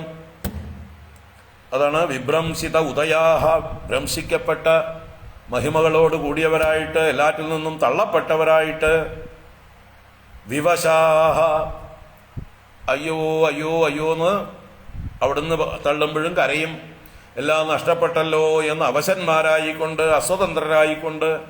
തതഃ ഇമം ലോകം പുനഃ പതന്തി, അവിടെ നിന്ന് വീണ്ടും ഈ ലോകത്തിലേക്ക് തന്നെ പതിക്കുന്നു. ക്ഷീണേ പുണ്യേ മർത്യലോകം വിശന്തി. പുണ്യം ക്ഷയിക്കുമ്പോൾ വീണ്ടും മനുഷ്യലോകത്തിലേക്ക് തന്നെ വന്ന് ജനിക്കുന്നു. തസ്മാത്വം സർവഭാവേന ഭജസ്വ പരമേഷ്ഠിനം തദ്ഗുണാശ്രയാ ഭക്ത്യാ ഭജനീയ പദാംബുജം. അതുകൊണ്ട് അമ്മ എന്താ ചെയ്യേണ്ടത് എന്നുള്ള അമ്മയ്ക്കുള്ള പ്രത്യേകമായിട്ടുള്ള ഉപദേശം. അമ്മയ്ക്കുള്ള ഉപദേശം എന്ന് പറഞ്ഞാൽ നമുക്കും ഒപ്പം കേൾക്കാം, അർഹതയുള്ളവർക്കൊക്കെ അത് സ്വീകരിക്കാം. എല്ലാവർക്കും കൂടിയുള്ള ഉപദേശം തന്നെയാണ്. അപ്പം അതുകൊണ്ട് ഇത്രയും നേരം 21-ാം ശ്ലോകം വരെ രണ്ടു തരം ഗതികളെക്കുറിച്ച് പറഞ്ഞ സൂര്യമാർഗവും ചന്ദ്രമാർഗവും, അല്ലെങ്കിൽ ഉത്തരായണവും ദക്ഷിണായവും, അല്ലെങ്കിൽ ഊർധ്വഗതിയും അധോഗതിയും, ഇങ്ങനെയുള്ള രണ്ടു തരം ഗതികളെ കുറിച്ച് പറഞ്ഞിട്ട് അമ്മ ഈ വഴിക്കൊന്നും അല്ല പോണ്ടത്, ഇവിടെ തന്നെ മുക്തിയെ പ്രാപിക്കാൻ വേണ്ടി ഭഗവാനെ ഭജിക്കുകയാണ് വേണ്ടത്. അതാണ് ഇവിടെ പറയുന്നത്. തസ്മാത്വം സർവഭാവേന ഭജസ്വ പരമേഷ്ഠിനം. തസ്മാത്, അതുകൊണ്ട്. ഇത്രയും നേരം വർണ്ണിച്ചു തന്നില്ലേ അമ്മേ അവിടുത്തേക്ക് അവസ്ഥ? ഇനിയിപ്പോ അത് വേണോ അമ്മയ്ക്ക്? വേണ്ടല്ലോ. അതുകൊണ്ട് ത്വം ഭജനീയ പദാംബുജം പരമേഷ്ഠിനം, ഭജനീയമായ, ഭജിക്കാൻ യോഗ്യമായിട്ടുള്ള പാദകമലങ്ങളോടുകൂടി ആ പരമേഷ്ഠി. പരമേഷ്ഠി എന്നുള്ള വലിയ കർമ്മങ്ങൾ ചെയ്യുന്നവൻ പരമേശ്വരൻ. പരമേഷ്ഠി എന്നുള്ള അർത്ഥത്തിൽ ബ്രഹ്മദേവനെയും ഉപയോഗിക്കും. ഇവിടെ ഇപ്പൊ പരമേശ്വരനായ ഭഗവാനെ. തദ്ഗുണാശ്രയ ഭക്ത്യ, ആ ഭഗവാന്റെ ഗുണങ്ങളെ ആശ്രയിച്ചാലുണ്ടാകുന്ന ഭക്തി കൊണ്ട്. അനന്ത കല്യാണ ഗുണങ്ങളുടെ വിളനിലമാണ് ഭഗവാൻ. ആ ഭഗവാന്റെ ഗുണങ്ങളെ സേവിച്ചുകൊണ്ട് സഗുണാകാരമായ ഭക്തിയിലൂടെ, പരമപ്രേമത്തിലൂടെ സർവഭാവേന ഭജസ്വ, എല്ലാ ഭാവം കൊണ്ടും ഭഗവാനെ ഭജിച്ചാലും. സഗുണമായ ഭക്തിയിലൂടെ ഭഗവാനെ ഭജിച്ചാലും എന്ന് തന്നെയാണ് പറയുന്നത്. അപ്പൊ എല്ലാവർക്കും ദേവഹൂതി ദേവിയെ പോലെയുള്ള ആളുകൾക്കെല്ലാം പറ്റിയ ഭക്തി ഏത് ഭക്തിയാണ്? ഗുണാശ്രയമായ ഭക്തി, സഗുണമായിരിക്കുന്ന ഭക്തി എന്ന് വെച്ചാൽ നിർഗുണ നിരാകാരമായിരിക്കുന്ന ബ്രഹ്മ തത്വത്തെ അല്ല ഉപാസിക്കാൻ പറയുന്നത്, സഗുണസാകാരമായിരിക്കുന്ന ഭഗവാന്റെ രൂപങ്ങളെ, ഭഗവാന്റെ ഭാവങ്ങളെ ഉപാസിക്കാൻ. തസ്മാത്വം സർവഭാവേന ഭജസ്വ പരമേഷ്ഠിനം തൽഗുണാശ്രയാ ഭക്ത്യാ ഭജനീയ പദാംബുജം. വാസുദേവേ ഭഗവതി ഭക്തിയോഗഃ പ്രയോജിതഃ ജനയത്യാശു വൈരാഗ്യം ജ്ഞാനം യത് ബ്രഹ്മദർശനം. അപ്പോ ആ ഭക്തി കൊണ്ട് എന്താണ് ഗുണം എന്നാണെങ്കിൽ മുക്തി കാരണമായ ജ്ഞാനവൈരാഗ്യങ്ങൾ വന്നു ചേരും. മുക്തിയാണ് ലക്ഷ്യം. ആ മുക്തിക്ക് കാരണമാകുന്ന ഗുണങ്ങളാണ് ജ്ഞാനവും വൈരാഗ്യവും. അതെങ്ങനെ വരുന്നു വെച്ചാൽ ഭക്തി കൊണ്ട് വന്നു ചേരും. ഭക്തിയുടെ സന്തതികളായിട്ടാണ് ജ്ഞാനവൈരാഗ്യങ്ങളെ അവതരിപ്പിക്കുന്നത്. അപ്പൊ ഭക്തിയുടെ പുറകെ വരും. അതാണ് ഇവിടെ പറയുന്നത്. വാസുദേവേ ഭഗവതി ഭക്തിയോഗഃ പ്രയോജിതഃ ജനയത്യാശു വൈരാഗ്യം ജ്ഞാനം യത് ബ്രഹ്മദർശനം. വാസുദേവേ ഭഗവതി പ്രയോജിതഃ ഭക്തിയോഗഃ. സർവാത്മാവായ വാസുദേവൻ എന്ന് പറഞ്ഞാൽ എല്ലാറ്റിലും വസിക്കുന്നവനാണ്, എല്ലാറ്റിനെയും പ്രകാശിപ്പിക്കുന്നവനാണ്. വസന്തി അസ്മിൻ സർവമിതി, അല്ലെങ്കിൽ വസനാത് ദ്യോതനാത് വാസുദേവഃ, എല്ലായിടത്തും വസിക്കുന്നവൻ. വാസുദേവ സർവം ഇതി. അങ്ങനെയുള്ള വാസുദേവനായ ഭഗവാനിൽ ഭഗവതി പ്രയോജിത ഭക്തിയോഗ, വേണ്ട പോലെ ഉപയോഗിച്ചതായിട്ടുള്ള ഭക്തിയോഗം, ബ്രഹ്മദർശനം യജ്ഞാനം വൈരാഗ്യം ആശു ജനയതി. ബ്രഹ്മദർശനം, ബ്രഹ്മത്തെ ദർശിപ്പിക്കുന്നതായിട്ടുള്ള ബ്രഹ്മജ്ഞാനം ഉണ്ടാക്കുന്ന യജ്ഞാനം, ബ്രഹ്മദർശനം നൽകുന്ന ജ്ഞാനം, അല്ലാതെ വേറെന്തെങ്കിലും ജ്ഞാനമല്ല, ലോകവിഷയങ്ങളെ കുറിച്ചിട്ടുള്ള ജ്ഞാനമല്ല, ആ പരമമായ സത്യത്തെ ദർശിക്കുവാനുള്ള ജ്ഞാനം, അതാണ് ബ്രഹ്മജ്ഞാനം. അതിനെയും വൈരാഗ്യം ആശു ജനയതി, വൈരാഗ്യത്തെയും ഈ ലോകത്തിലുള്ള വിഷയങ്ങളോടുള്ള ആസക്തിയെയും ഇല്ലാതെ ആക്കി ചെയ്യുന്നു. ആശു ജനയതി. അപ്പൊ ജ്ഞാനം കൊണ്ടാണ് മോക്ഷം എന്ന് പറഞ്ഞാൽ ആ ജ്ഞാനം ഭക്തി കൊണ്ട് ഉണ്ടാവും. ഭക്തിയുടെ പുറകെ ജ്ഞാനമുണ്ടാകും. അതുകൊണ്ട് ശങ്ക വേണ്ട. ജ്ഞാനവൈരാഗ്യങ്ങൾ ഭക്തിയോഗത്താൽ സമ്പാദിക്കാം. ഇതാണ് 23-ാം ശ്ലോകത്തിൽ പറയുന്നത്. അതിൻ്റെ ഒരു തുടർച്ചയായിട്ടാണ് ഇനി വരുന്ന ശ്ലോകങ്ങളെല്ലാം. എക്സ്പ്ലനേഷൻസ് ആണ്.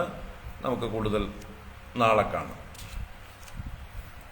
ഓം കായേന വാച മനസേന്ദ്രിയൈർവാ ബുദ്ധ്യാത്മനാ വാ പ്രകൃതേ സ്വഭാവാത് കരോമി യദ്യത് സകലം പരസ്മൈ നാരായണായേതി സമർപ്പയാമി.